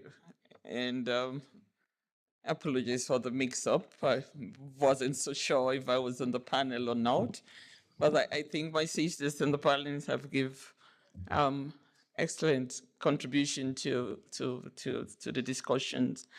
I just would like to say that the African Union Development Agency, being the development agency of the African Union, we do very much welcome this model law because it's addressing a subject that is of utmost importance to the continent. At the top of our agenda, where we are as a continent, I think the continent stands at a critical junction, as it really sets to chart a path for developing sustainable and effective food systems that can ensure the delivery of healthy diets to our populations. We did cite some of the statistics earlier, and I really was very impressed listening to the president of the Pan-African Parliament when he spoke about Maslow's law of development. And he said, as a continent, we are still struggling with the basic need of providing our people with food, the basic security that our people need. And I think he put it in a manner that was really stark, and call all of us to increase our efforts to support our member states and our communities to be able to feed ourselves. So at the level of the African Union Development Agency, this is really at the top of our agenda. NEPAD has been at the forefront of supporting member states in implementing CAADP. And as we all know, CAADP is the continental framework for food and agricultural security in the continent. We have worked with member states to develop their national agricultural investment plans. And one of the areas that we have put really strong emphasis is to ensure that the issue of nutrition security is embedded in the National Agricultural Investment Plan. And in a very practical sense, it's about putting in place the policies that enables the production of food, the distribution of food, the accessibility of food through an enabling environment. But also it's about making available the budgets as well as the investments that can help in the addressing all these things that I just cited. So my colleague Lady spoke about the homegrown school feeding program, which is a very important program. Again, going back to what the president said, we should not only look at the humanitarian response, where there is a crisis and we come in and provide food. They say, you know, it's better to teach someone how to fish than to provide them with the fish. So at AUD and NEPAD, we believe, and through this program, that we need to build and support the capacity of smallholder farmers to produce food for themselves. And the homegrown school feeding program should not be furnished by imported food, but by collaboration with, you know, the smallholder farmers, so that they are full participants in addressing this question of ensuring that we address the question of stunting of our children, knowing the consequences and the impact that it has in the economic life of our nations. So at AUD and NEPAD, we are very committed to this subject, this question, and through the CAADP process, work that we have already done with the NIPES, but more importantly, at this junction where we are looking at the post-Malabo framework, supporting, working, and designing in consultation with all actors, a new framework for post-Malabo, which will probably be called the Kampala Declaration, because the extraordinary summit to adopt this framework will be held in Kampala. It is time that we bring our collective effort to influence this new framework for the continent. And I think the molded law, with what it has aligned, will help us to make sure that we capture the issue properly in the post-Malabo framework. And collectively, we work with the member states to set the conditions to implement the framework. In particular, the issue of coordination is a big question. We go back to the countries, and when we talk about food and nutrition security, it's not only about the Ministry of Agriculture, it's about the Ministry of Health, the Ministry of Education, and the Ministry of Finance and others. Are the necessary conditions there in the countries to ensure we have a coordinated effort to ensure one delivery on this important subject? I think we all, particularly AUD and NEPAD, is driving towards that integrated approach and multi-sectoral approach to address the question on food and nutrition security in the continent. I thank you. Very much. Thank you very much, Madam. We need a multi-sectoral approach since it affects all sectors. And it's high time we own our production. We should not be relying on hangouts as a continent. We must make sure that we produce food, we eat foods that we grow in our communities. So for far too long, we have been depending on aid. Africans, if you look at history, we have our own traditional foods. And these foods, we are so much nutritious. So why are you waiting for the for international partners only to support us. I think it's high time we domesticate some of these laws so that there will be good budget allocations. The young people are supported to invest into agriculture. So we thank you. Ladies and gentlemen, honorable members, we do have some specific questions to some of the panelists, then we will open the floor. Honorable, you are a member of the Pan-African Parliament. So what do you think is the rationale behind developing the model law by Pan-African Parliament? Okay, for me, the rationale behind this model law is to persuade state and non-state actors to ensure adequate funding in this area, which will result in adequate food. We also need to raise awareness and provide extension officers to enable our food producers adopt technology and fund research and innovation, and to provide incentives and cuts on essential farm inputs like fertilizers, farm equipment, and seeds. For me, the model law addresses the unique food and nutrition security challenges faced by many African countries. The guiding principles on how the challenges of food and nutrition are to be tracked, key among them being the effective participation of all stakeholders, accountability, non-discrimination, gender equality, human dignity, empowerment, rule of law, and good governance. It's, in our laws in Kenya, we have Article 43 of our constitution that says that every person has a right to be free from hunger and to have adequate food of acceptable quality, clean and safe water. You can't have good food without water. And then, of course, education, health, access to good housing, all that tie into food. Recently, one of the biggest contentious issues, or as we tried to raise in the finance bill, as we tried to raise taxes, was trying to put a tax on bread, VAT.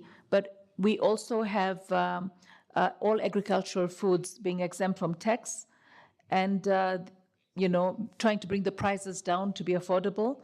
We build markets in the urban centers that can produce food to make sure that we can have food readily available and also create opportunity in terms of jobs.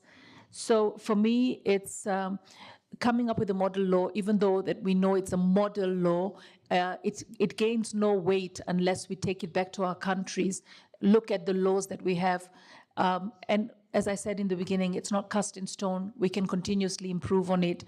But hearing about the food program, Kenya became a middle-income country. And because it became a middle-income country, the World Food Program stopped the school feeding programs in our country. So it meant that we needed to innovate ourselves and recognize the fact that in that gap that we had of not providing school feeding programs, our students were not going to school, and the retention rate was getting lower. So now counties themselves have been providing the resources. For the model law to be effective, it has to be legislated within our own countries, and at the same time, it has to have sufficient budgets. And I think the impact of climate change is not being discussed enough. We know that food security has been challenged by climate change, and we're having such a hard time getting loss and damage from the people that have caused the mess in the climate change, where Africa bears the brunt, and yet it's not the one that has the highest emissions. I feel that there is a need for us to look at debt for food security. And I think the organizations that are working on food security need to now say that, look, you did it for health. You came up with a way to write off debt for health and to be able to make vaccines more affordable so that, we can have innovative taxes in the West. I think there is a need for us to not just have laws, but have laws backed with resources, and have the global north take responsibility of the challenges of food security in the continent of Africa or the global south. And maybe we have a way to negotiate through the UN right, through the Africa Union on loss and damage for food security in the continent of Africa to make the model law have impact in our various jurisdictions. Thank you. Thank you, Honorable. Mr. Clement Mavugu, Legal Officer of PAP, this question is meant for you. From the legal perspective, what are the challenges in aligning national laws with the model law? Thank you very much, Honorable Chair, for the question. From a legal point of view, and as you may know, the law may be an instrument to respond to a specific social problem. And I think here the social issue which the law seeks to respond to is the issue of eradication of hunger, food insecurity, malnutrition, and generally food poverty. And the Pan-African Parliament, as an organ of the African Union, set to promote and ensure the facilitation of effective implementation of African Union policies and objectives, particularly those that touch on human rights, including the right to food, is well placed to ensure that at the member state level, laws are responsive to the problem of hunger, insecurity, food insecurity, malnutrition, poverty. But when you look at our member states, some laws have been enacted, and probably most of them were enacted before 2015. And those laws are also scattered. So when you do an analysis of the laws in a particular country, you would see more than 10 different laws addressing aspects of food security and nutrition. So therefore, the need felt for PAP to ensure that, one, we come up with one toolbox which can respond to all aspects of food security and nutrition in one instrument. Secondly, to ensure that the level of protection in terms of implementation of the right to food is the same across Africa, whether you go to the Gambia or you are in the DRC or you go to Eastern Africa. And thirdly, learning from the various instruments ratified by the member states, but also best practices from various AU member states, it was also an occasion to put into one document best practices which other countries can use. Lastly, I would also say that the model law came in at a very critical moment where the world, and particularly Africa, was facing or is facing consequences of challenges related to climate change, related to COVID-19, related to desertification, and other possible challenges related to food production, transportation, and therefore, since most of the laws adopted by the member states were adopted before 2015, the model law is coming handy to actually integrate lessons from those events and propose to the member states an instrument that may be contemporary and that may respond to the current needs and aspirations of the people of Africa. Thank you. Thank you, Mr. Clement. We now go to Lydia Kwame. Yes, Lydia, we have seen to read that we are good at making laws or model laws, but as an experienced international staff or worker, what do you think we can do or your institution can do on other related UN agencies to make sure that this model law is popularized or domesticated by countries? Thank you. Getting the most easy question. Okay, I'll try to respond to this one. As you know, the successful implementation of this law will require coordinated efforts from various stakeholders, including the World Food Programme and other relevant UN agency. I see here, you know, they usually say that FAO is the father and mother of the WFP. It's important to recognize that we are a program that came from. So this is why most of our mandates actually speak to each other's. So all those organizations play pivotal role in advocating for the popularization and the domestication of the model law. So for the WFP, as I mentioned earlier, we will leverage on the existing mechanisms that we have because it takes time to build trust with communities. And I think we managed to do that in more than 45 countries in Africa. So this presence is it's our first comparative advantage. And it's also important to know that we don't work in silo. We have what we call the joint programming. So where you have WFP, you also see FAO, you see UNHCR, UNICEF, and others. So all together, we can work on a few points. I think the first one is advocacy and awareness campaign. It's important to work on advocacy because if we step out of here and people and population are not aware of this law, and also all the partners, including donors and all, are not aware, then we will lose the momentum. So working on advocacy and awareness is important. Having a clear communication strategy. You know, the World Food Programme for us, we are a very practical agency. So having a clear communication strategy, utilizing existing media and mass media, social media, and community outreach program, it's very important. Having some policy brief and reports, sometimes, the good thing is that this one is not that long, but when you're not a law person, a legal person, it's not always easy to read through it. We are not all as good as Clément or others because we have different backgrounds. So let's think of our population and how this will be actually digested. Technical assistance and capacity building for us, I think it's important, or not always building, sometimes it's just strengthening.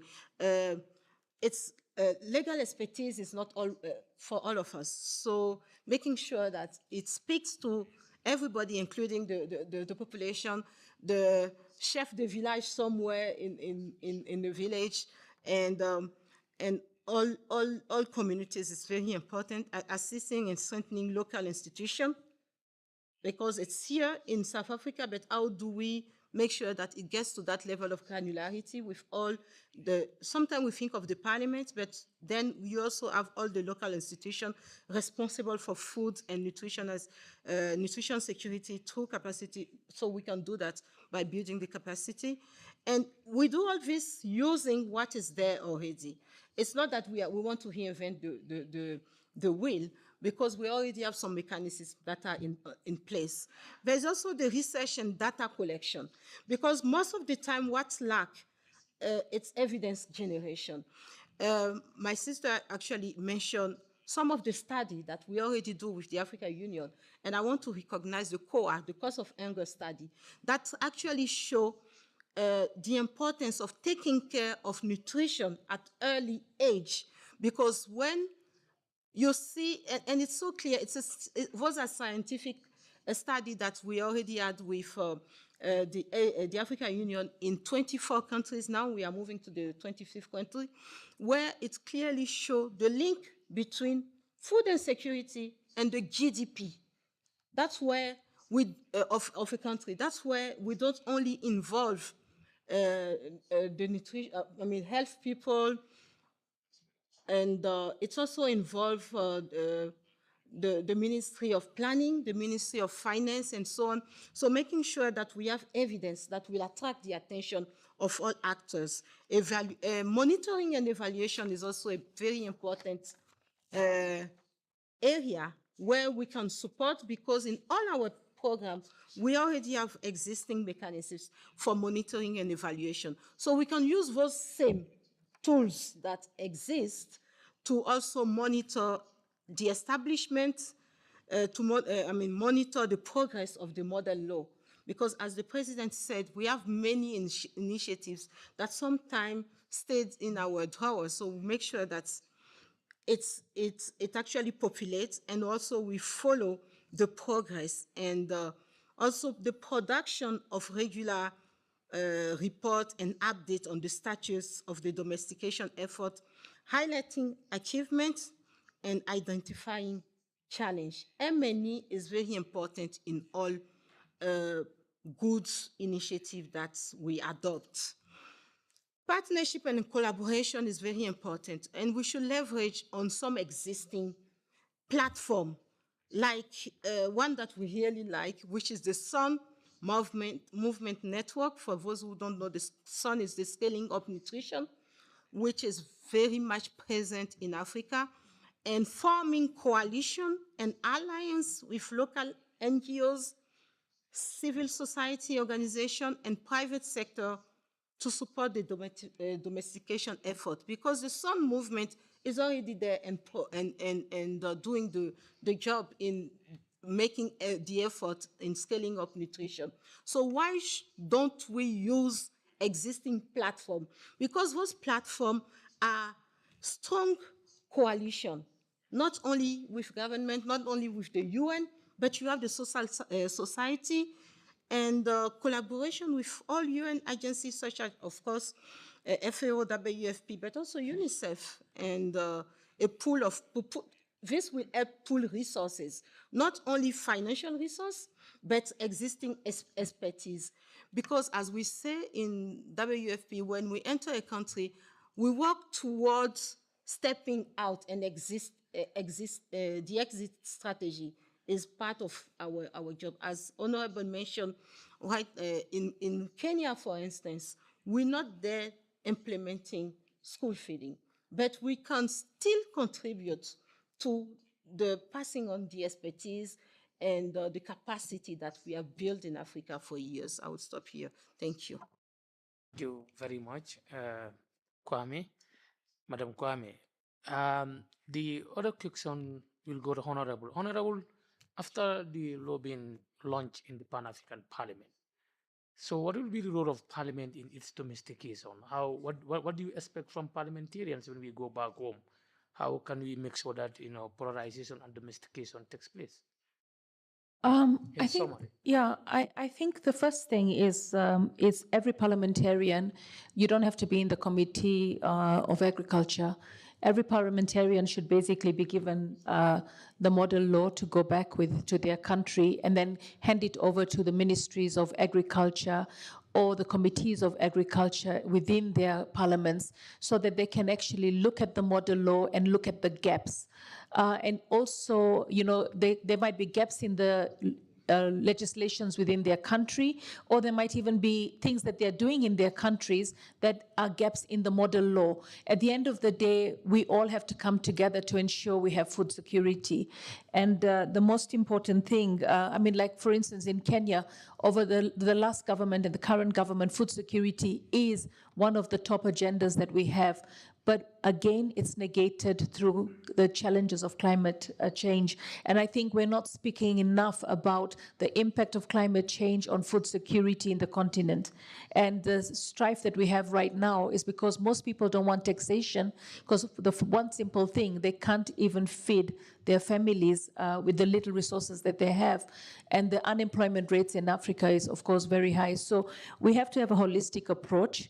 And I believe that Africa Union has a role to play, and all the partners, once they're all aware of the model law that they've invested in, we have to use all channels to make sure that it gets audience. I think there is a need that the model law be tabled at many of the multilateral meetings that you have when it comes to food security, or just have it be one of the things that is tabled, because we as parliamentarians can do that. But I think if everybody's talking about the model law and the importance of enhancing the laws within your legislation, and the need for food security, the need for resource mobilization, and the tie-in, I really think that for me, climate change, the floods, the drought, the high temperatures, the low temperatures, all this have an impact on food security, and that's where we really need to focus.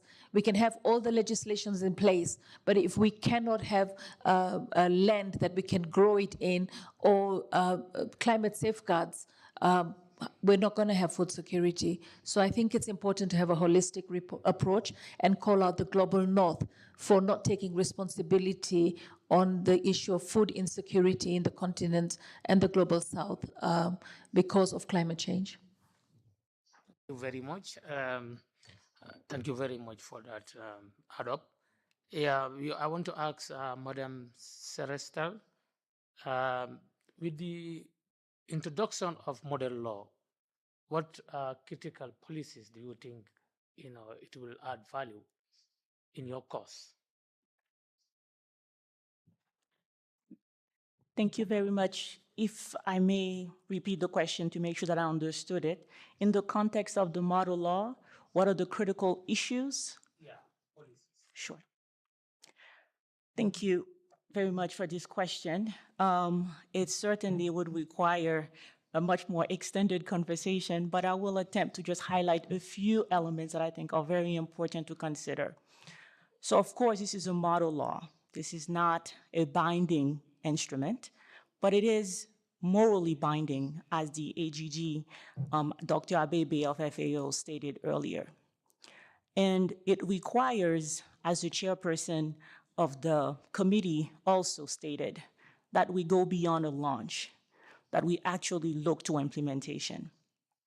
I think a critical benefit of this model law is that it speaks extensively on the issue, amongst many others that it touches upon, but on the issue of implementation, enforcement, and compliance.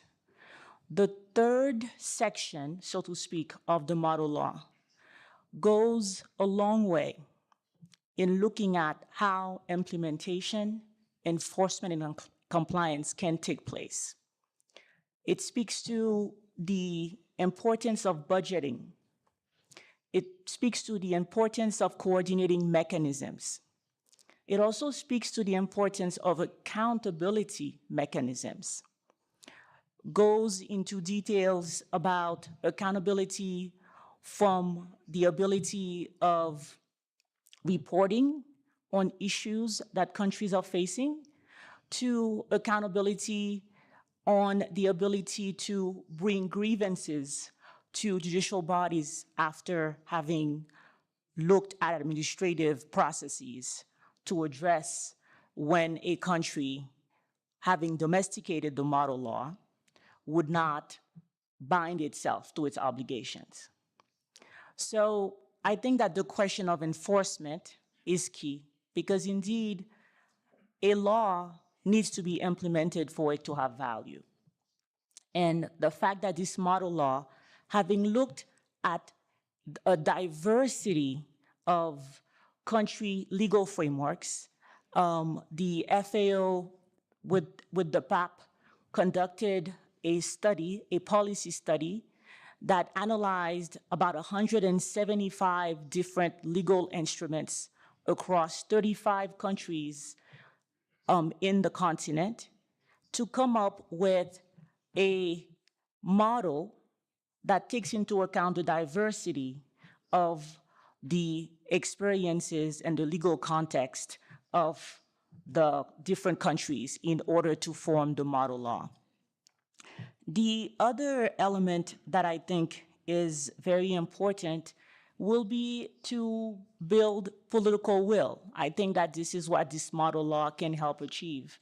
That through the model law, political will can be strengthened in order to have stronger advocates and champions for the model law, and in order for food security and nutrition to be a priority in the political legislative agendas of the different countries.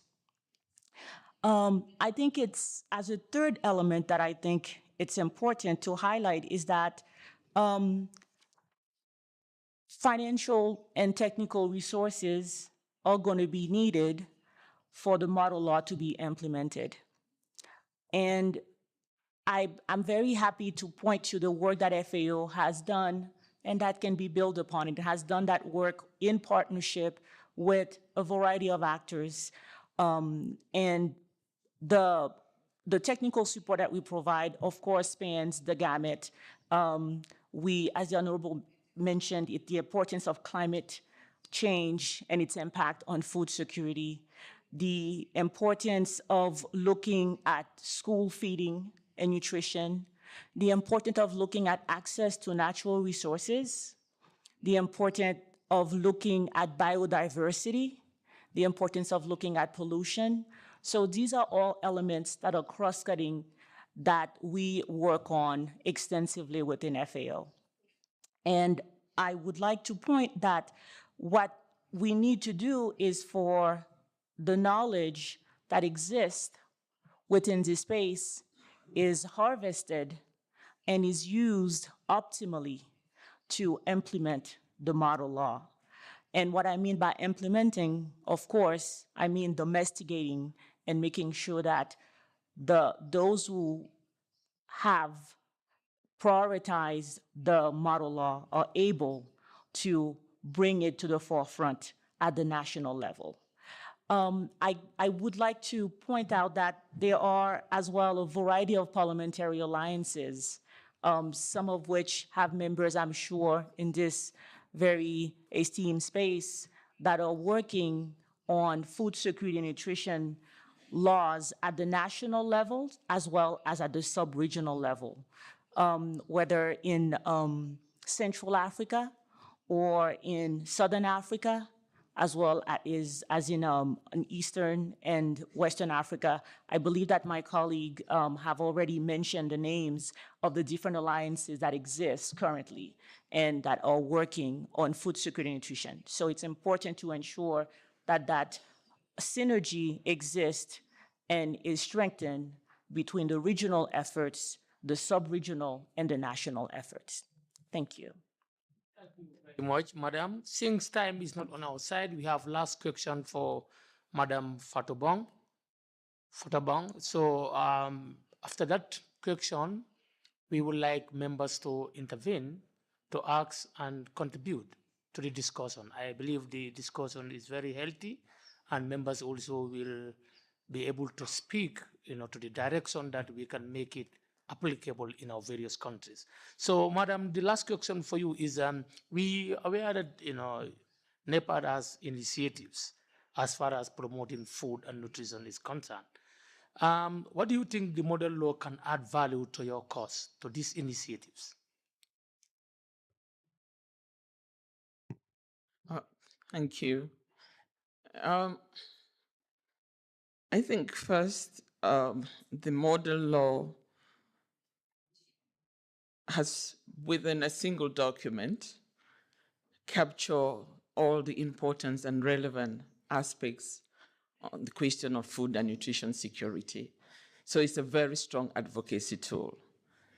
I think we should all try and work to make sure we distribute it widely to all the relevant stakeholders, because it really, I think, helped to, as I said, emphasize what are the critical issues to be considered in our national legislatures, by our governments in terms of programming, by the non-stakeholders, civil society working to support communities by the private sector in terms of areas where we should be putting investments, by our academic institutions and research communities in the areas where we should focus to bring innovation with all the intention of improving our food and nutrition security in the continent. So that helps us in our programming and in ensuring that if we talk about the school feeding program, people can relate to it. This is a critical area we talk about biofortification, which is a NEPAD program. We can see why we are emphasizing on this in terms of standards. Secondly, I think it helps to bring harmonization of views amongst and across countries. So it's not only about a member state, but this model law adopted as an African Union document will be utilized across all AU member states.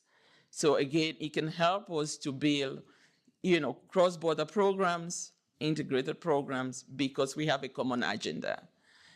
And thirdly, I think it will also help in terms of coordinating our partners, because we've talked a lot about coordinating at the national level of our ministries, sectoral departments, and all of that. But I think our development partners that comes and work with us, this document will also help to tell them what are the priority issues for the continent, and not another agenda driven from another person's interest or another country's interest. But this is the interest of the African Union and the African member states. So that will be very helpful in that respect. And I guess lastly, to the point that Honorable has been making, it will help us to bring important agendas together. In this case, the climate agenda and the food agenda. This cannot be separated. And I see it in a position as the director of a directorate that handles these two questions to say, you cannot separate these two agendas. At the national level, at the continental level, and more importantly, at the global level, because we see this conversation happening in this space and this conversation happening in this space, but this linkage has to be brought together. And so when we talk about financing and resources, for instance, we must tap on the climate financing that is out there to support the food system agendas in our countries. That point will be, the one thing I didn't see is to bring also the agenda of infrastructure into this conversation. To say we have the climate, the food, but also the infrastructure. When we talked about post-harvest laws, loss and damage, all these questions, we need to see how do we ensure that we minimize post-harvest loss in our countries to help us to address this question on food and nutrition security. So this model law, even though it's not a binding document, is a very important one, as it gives a guiding framework for programming, for investment, for financing at the level of our member state, as well as for programming at the level of the African Union Development Agency. Thank you. Much, Madam. Can we give them a big round of applause? I think they have really done justice to the task being given to them. Notwithstanding, we will still open to the audience. If anybody has any question to ask, you can. And if you have a contribution, you can do so. But we have to be cognizant of the fact that time is not on our side. So we'll give each 2 minutes, 2 minutes. So we have 10 minutes in all. Yes, Honorable. Le Benin. Honorable Moderator, perhaps my first contribution will be towards WFP. They have repetitively highlighted their role in school feeding program, which we very much appreciate for the last 50 years. And they're slowly throwing their hands into contribution towards that program. But my take really would be, we can never achieve food security without seed security. You see, whatever interventions have been made by FAO to plant the hybrid seed is not helping because those things are losing their hybrid figure and we are losing out. We need to see how best WFP, the relationship of mother to daughter that you're associated with, is helping us really to work with our land races and the OPVs as you are moving out and leaving the legacy that you are talking about in school feeding program.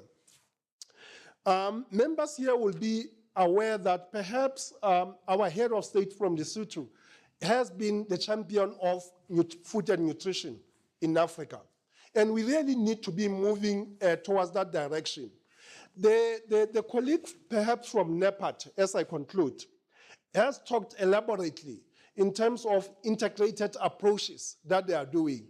And I'll tell you from experience that personally, as a retired university professor now turned MP, you know, we can do all these frameworks, all these integrated approaches that are good on the paper, but people will always judge us as politicians in terms of what we write in the paper transform to them. You know, they are interested in policies that will affect them in the next cropping season, not what we put into integrated models and frameworks and policies that do not affect them in terms of their daily lives as a meet. Thank you, Honorable Member from Lesotho. Yes, Honorable from Eswatini. Le Benin. Thank you. Le Benin. It's been, thank you very much.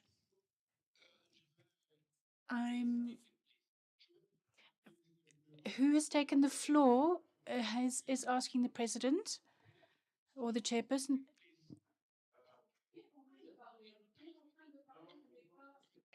Okay, c'est moi. Can you put your hands up? Je suis. No, hold on. Can you kindly sit down? You are not given the floor, please. Honorable, come up, then after you, he can come.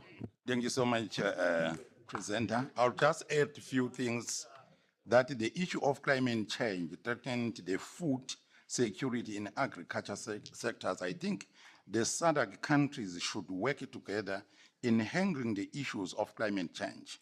The agriculture should be also taught at grassroots level. Another challenge is a shortage of fertilizer and its cost. We should look at ways of fighting the outbreak of the diseases in animals kept for commercial purposes as well as import and export trade. So also encourage people to produce their own food, even in a small scale. I think the model law is added here when we would be reading here. I think those things is added here. Thank you so much.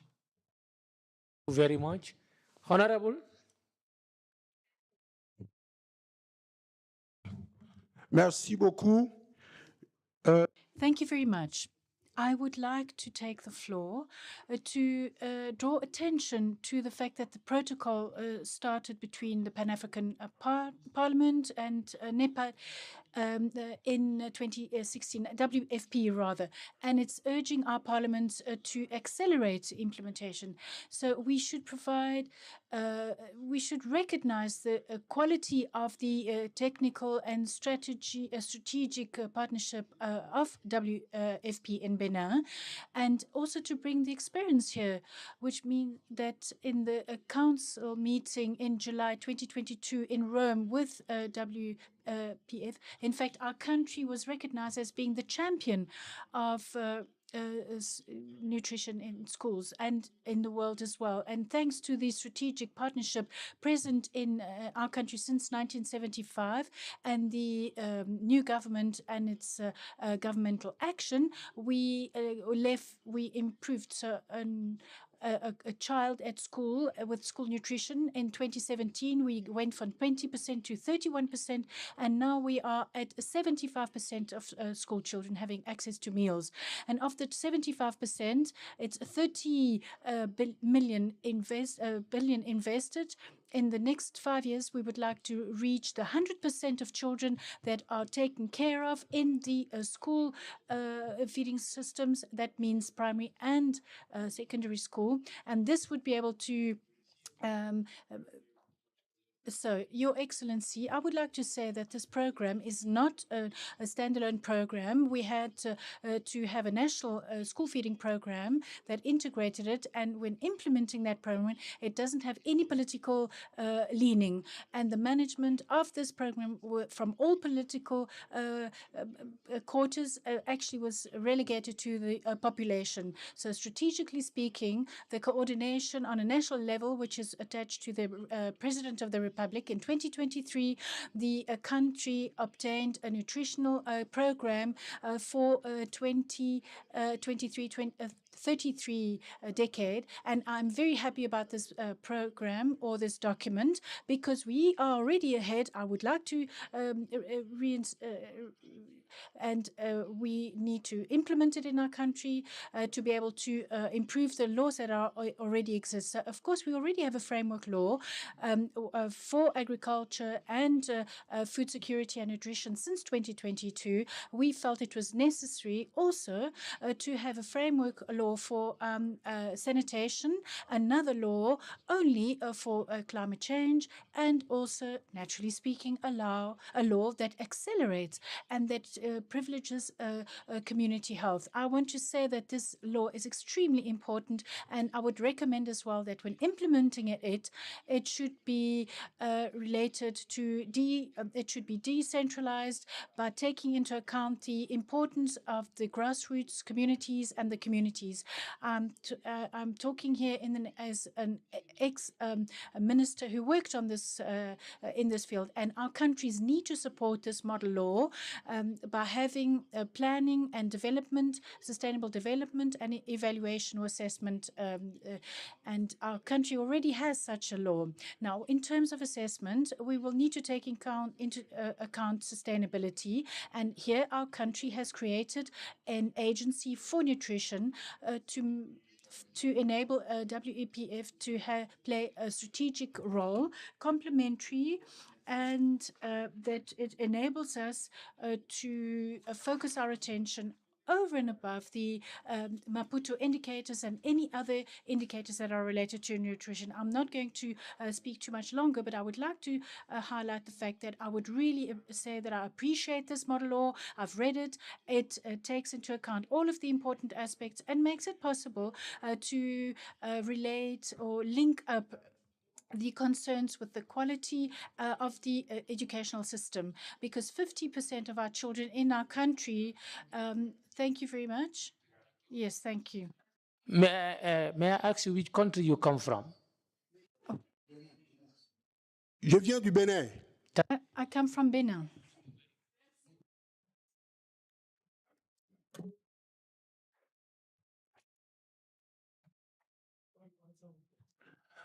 Thank you very much, Honorable Chair.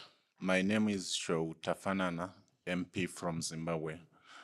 Honorable Chair, I've got some recommendations that I need maybe our facilitators can capture into our model law on food and nutrition security in Africa. I'm encouraging the use of drought-resistant and flood-tolerant crops types, as well as implementation of climate-smart techniques, farming, and also investing in rural infrastructure, including irrigation systems, storage facilities, and transportation networks to reduce the post-harvest losses and increase market access. Also, I also want the team to also capture the improved irrigation infrastructure and water management system to reduce the impact of climate shocks on agriculture production.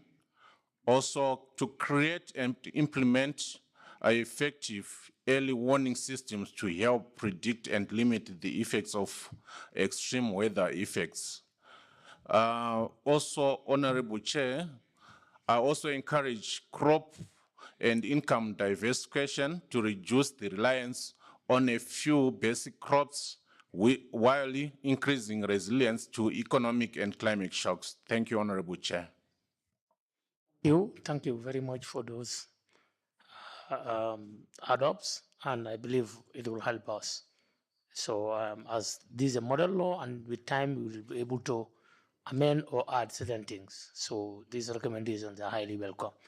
Yes, Honorable Member from Tunisia. شكرا جزيلا سيد الرئيس، شكرا لكل من ساهم في صياغة هذا مشروع القانون الجديد. Hello, interpretation, English. Huh? Interpretation, English version.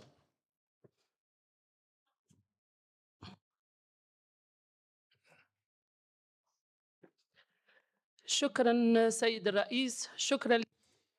Thank you very much. Thank you to the honorable delegate from Tunisia. I am from Tunisia. I would like to congratulate everyone in contributing to this document.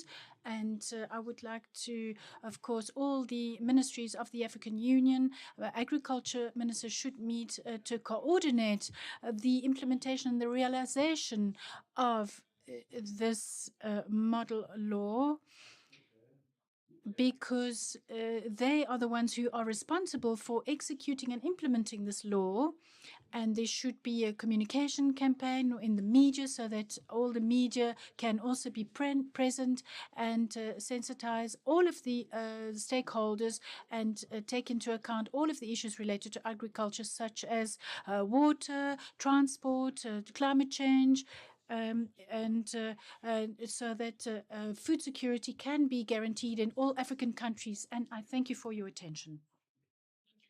That's our wish. Thank you. Yes, from Kevat. Muito bom dia a todos. Cumprimento. Good morning to all. I greet everyone. I would also like to say the same. I would like to greet all for this contribution and collaboration that has been afforded this law. But for the fact, just the fact that I've heard the different presentations, as my colleague Adalbert from Angola has already said, we have some limitations due to the translation aspect. As such, we have very little to contribute, and this law ought, in fact, to be translated into the Portuguese language, because we would like to make a contribution. Therefore, I am thankful, and I ask for the next occasion we have to take into account the Lusophone language so that we may duly contribute to the work. Thank you very much.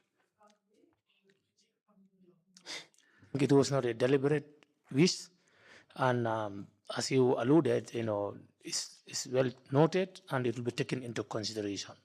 Our sincere apology. Thank you. Next. Honorable from Tunisia. شكرا. Thank you, Mr. Chair. And greetings from Tunisian greetings to all of our colleagues and brothers and sisters of the Pan-African Parliament. And I would like to thank all of the people who contributed in the preparation of this document. I would like to raise 3 points that are of importance. A conceptual point, the second one with regard to the content, and the third political.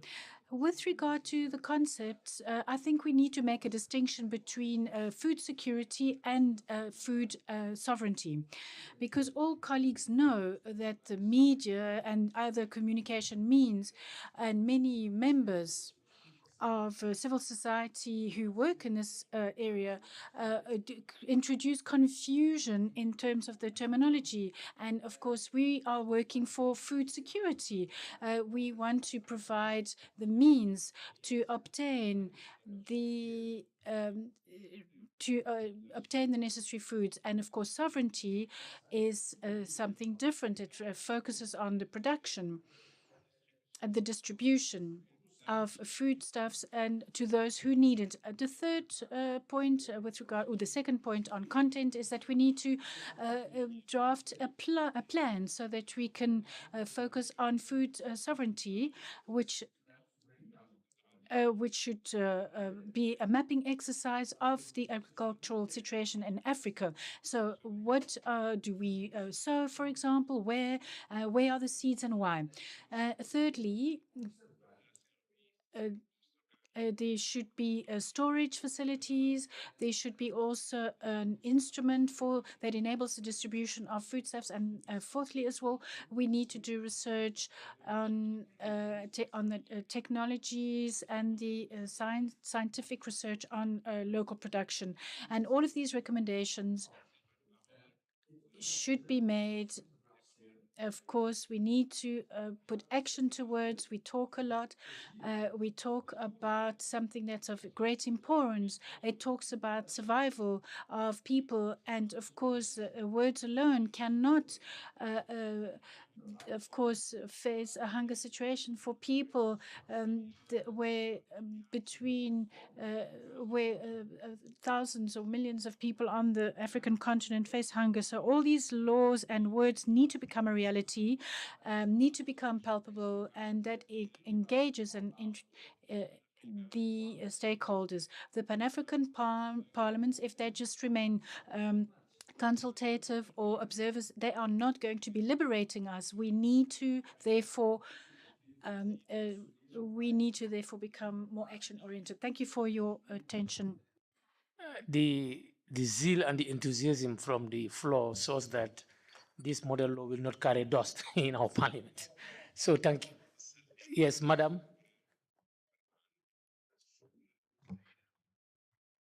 Merci, honorable.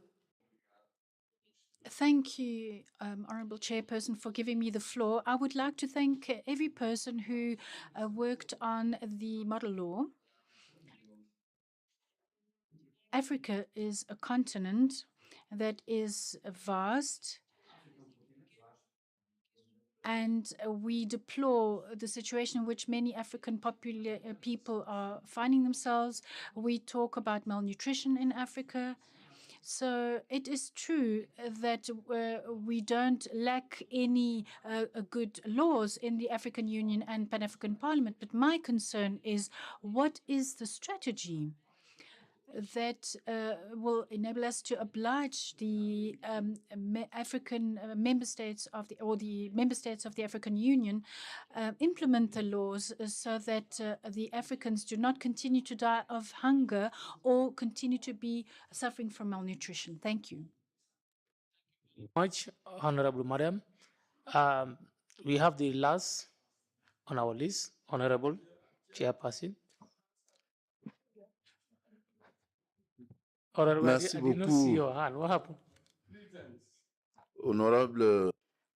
Honorable Chairperson, I would like to take the floor and to thank all the panelists for having made clear contributions. But I would also like to thank and congratulate the committee for having drafted this law, this model law, and to have been able to present it here today. I would like to focus on Article 14 of this law, which talks about food and nutrition in schools. We all know that 2024 is the year that has been dedicated to education in the African Union. So this is this year's theme of the African Union. And it's in Article 14, there are some clear directives. And I would like to take the floor here to invite all of the honourable members to when they go back to their various countries, to respond to these questions of school feeding and school nutrition, and that this issue, these topics become of great importance because they relate to the education of our children. And as you know, food in schools is a motivational factor, but it is also of course, a factor that provides balance in families in rural areas and as well as urban areas. Families are very often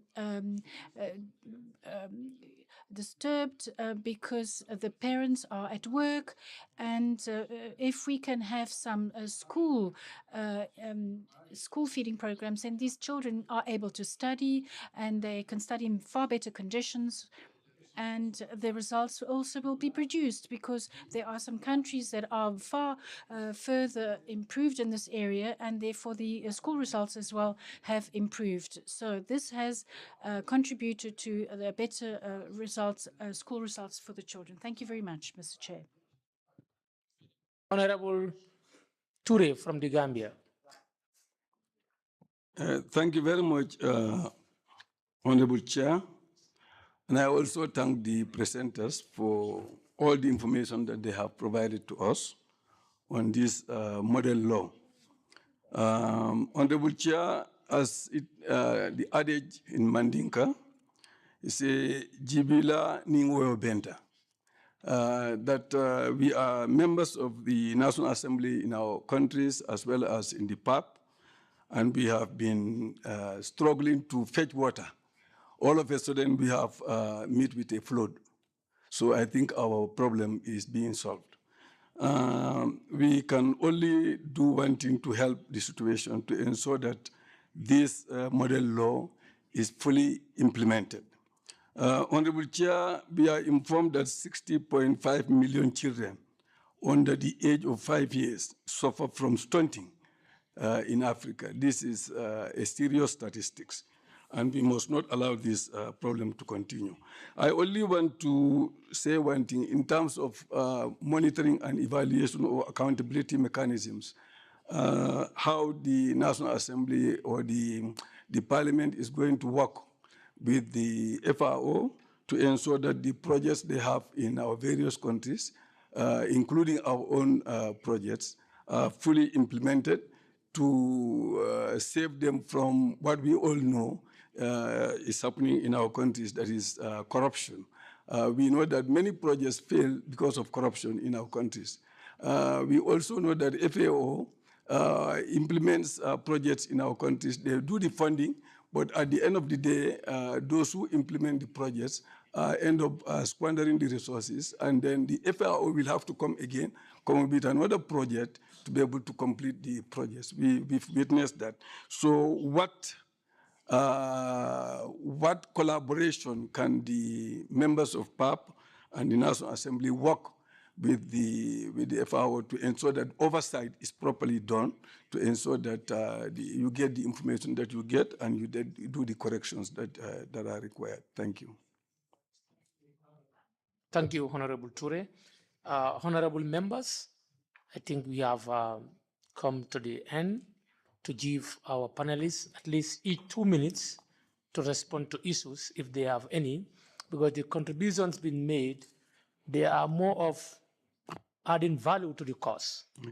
They are more of taking cautions to see to it that implementation is done. So I would like to invite, I will start from Honorable Esther. If you have any response to any issues raised by honorable members, if there are no response, then we can move to the order. Thank you, moderator. I think every member internalized the model law, and I believe that there is always room for improvement. But the thing is, let's start where we are right now and do the best to enhance food security as we champion loss and damage for food security in the continent. Thank you. Thank you very much. From WFP? Merci. Thank you so much for all that I've spoken. I think the important points have already been brought out by the different contributions, and just once more, I'd like to just recall the WFP commitment to populations and communities, and I really do appreciate the contribution from Lesotho. And the King of Lesotho is actually one of the champions for food security, and we do collaborate with this country in order to contribute food and nutrition in Africa, we also have them as a school feeding program champion. And if we do ensure that for children they are well funded and that we do organize them well, and just like we have been reminded by the honorable member from Cote d'Ivoire, that there's a very clear point on school feeding programs, and we do appreciate this collaboration, and we do reiterate our commitment of the WFP to work together with the Pan-African Parliament and other African countries in order to ensure food security, but also food sovereignty, we hope. Thank you. Merci, Madam Lydia Kwame. Thank you very much. Yes. Thank you very much, Chair. I think that this conversation has been very helpful, and I note the comments from the different members about implementation in particular. And I will say that because the enthusiasm is here, it is important to seize the moment and to ensure that what is being said here and what is contained in that model law becomes a reality for every African man, woman, and child, as you have stated very well yourselves. Each of the interventions is from a country where FAO has offices and where FAO works very closely with the government and other stakeholders. We have helped develop laws, policies, implement programs that deal specifically with food security and nutrition security. And we are very proud of the collaboration that we have with your governments, and we intend to continue to do this work and to learn with you so that we achieve the common objectives. I will also mention very briefly that FAO has worked extensively around the globe, but in particular in Latin America, in implementing model laws such as this one. There are good lessons from Latin America that have helped feed this process. So we have extensive experience that we can leverage in order to help the continent achieve similar objectives. We also work at the national level with parliamentary alliances, and I want to note that as well. So it's been an honor for us to be here in this space with you. We very much regret that Dr. Abebe couldn't be here, but I want to say that I'm here representing a very large team of FAO colleagues, from nutrition to partnership to biodiversity. Many, many colleagues have contributed over the years to making this model law a reality and are committed to doing so in the future. Thank you. Je vous remercie beaucoup pour votre attention. Thank you so much for your kind attention. Thank you very much. Now we have Madam Esterienne Fatabon. Thank you, Chair, and thanks for all the honorable for the very, very useful contributions that they've all made. I think the African Union Development Agency, as a development agency of the African Union, is about impact. It's about getting things to the level where we have impact on the lives of communities, of the African people. So it's about implementation of programs. And so we see this model law as not something on the shelf or something that we're just going to pass another document, but something that should be implemented to have practical impact on the lives of ordinary Africans. So all the ideas that have been mentioned here, whether the TVET programs from the colleague from SADC, the school from Benin, from Zimbabwe, that spoke really lengthily on the infrastructural questions, which we consider to be really, really important to this question.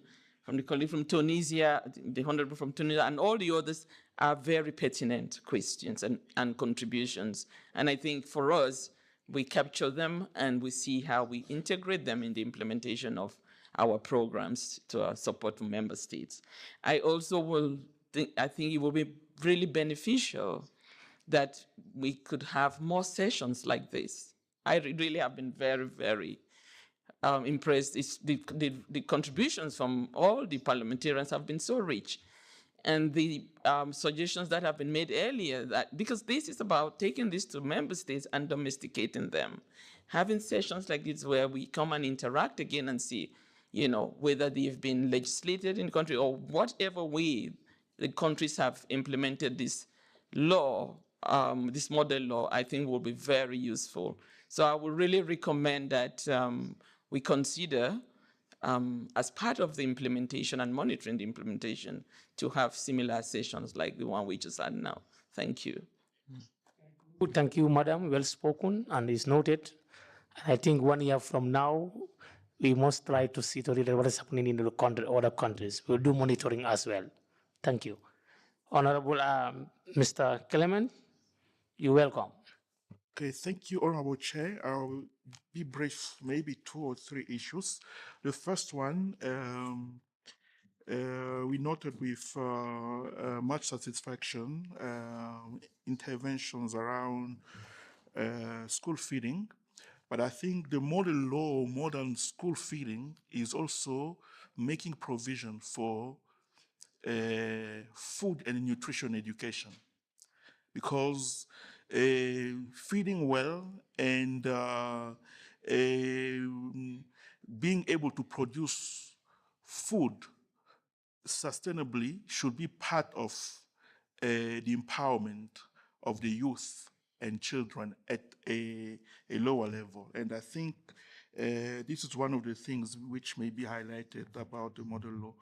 And secondly, on strategies for national use of the model law, a lot has been spoken about embracing the model law as a whole, probably through the normal legislative process, whether through executive or even through initiatives by parliamentarians through private bills. And I think we, at least at PAP, there's one example this year already, which may be highlighted.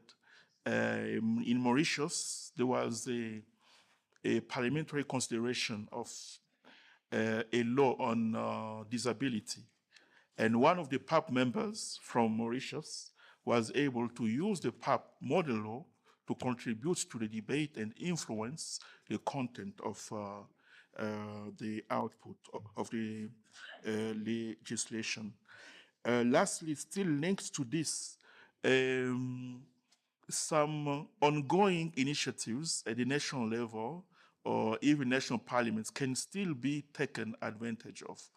Assuming that a specific law is being discussed in parliament and which may have a window for a parliamentarian to make inputs to ensure that a specific article or principle embedded in this model law can be integrated, the model law still will help them to do so. Thank you, Honorable Chair. Thank you so much, honorable members.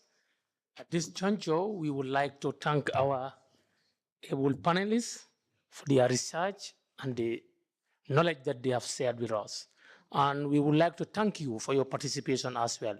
Without you, there will be no panelists here because we cannot come and talk to the empty chairs. So we salute you for your coming, and we want to thank the leadership of Pan-African Parliament, the Bureau, and all the support staff who made this panel discussion a success. We thank you.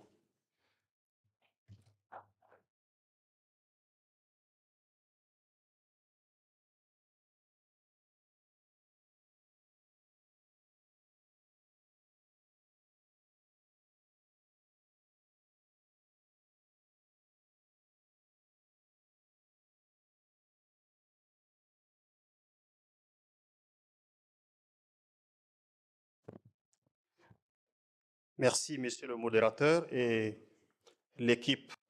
Thank you, Mr. Moderator. The I would like to ask you for your permission to applaud and to thank the panelists, and thank you very much also to all the panelists, rather to the members of parliament. Dear honourable members, while recognising the presence of the first Vice President of the Pan-African among us, I would like to say that we are moving towards the end of this programme, which is structured as follows. We're going to have the closing remarks from the first Vice President, and thereafter we're going to all gather here for a group photo so that we can take photo and immortalize this special moment. And then we do have special arrangements for a lunch that has been organized in the hall. So after the photo, we are going to go outside and enjoy our lunch. Your Excellency, Madam Vice President, please do come and give us your closing remarks.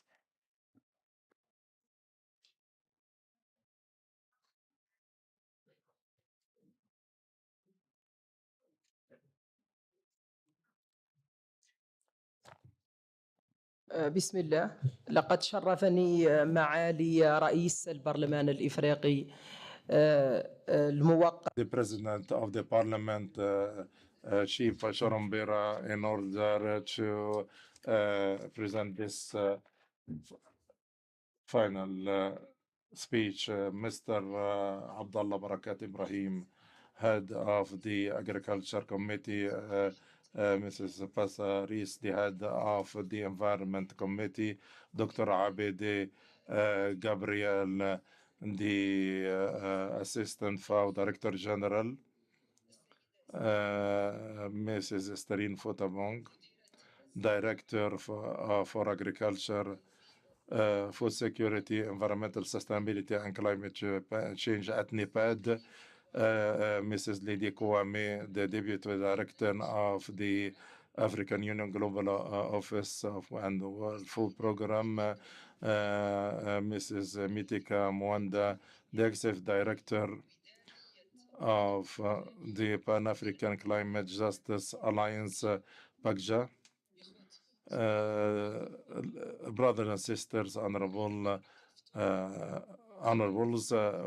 during the long hours you were preparing this important model law on food and nutrition security in Africa.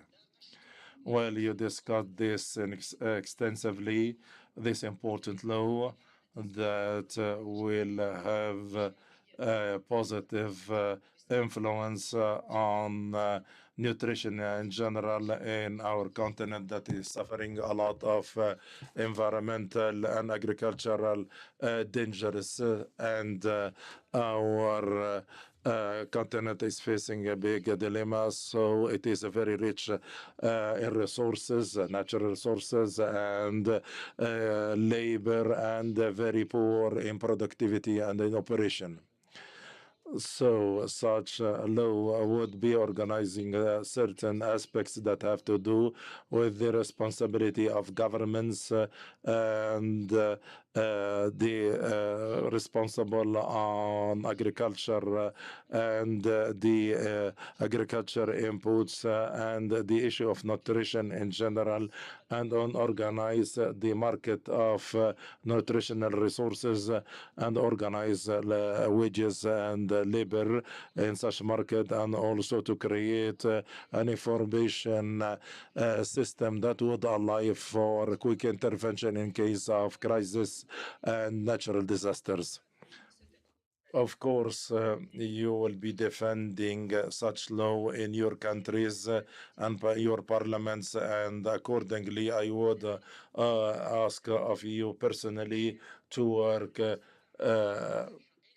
for a true follow-up in order to have the implementation of such law and enforcement in our country, especially where such laws do not exist.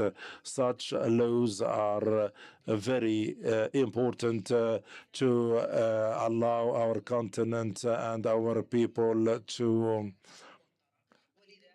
to proceed ahead, and that's why we have to defend by all means of what we can achieve in order to improve the health conditions and agricultural and nutritional condition of our African. And with the blessing of Allah Almighty, I finalize this meeting, and may the blessing of Allah be upon you. Thank you.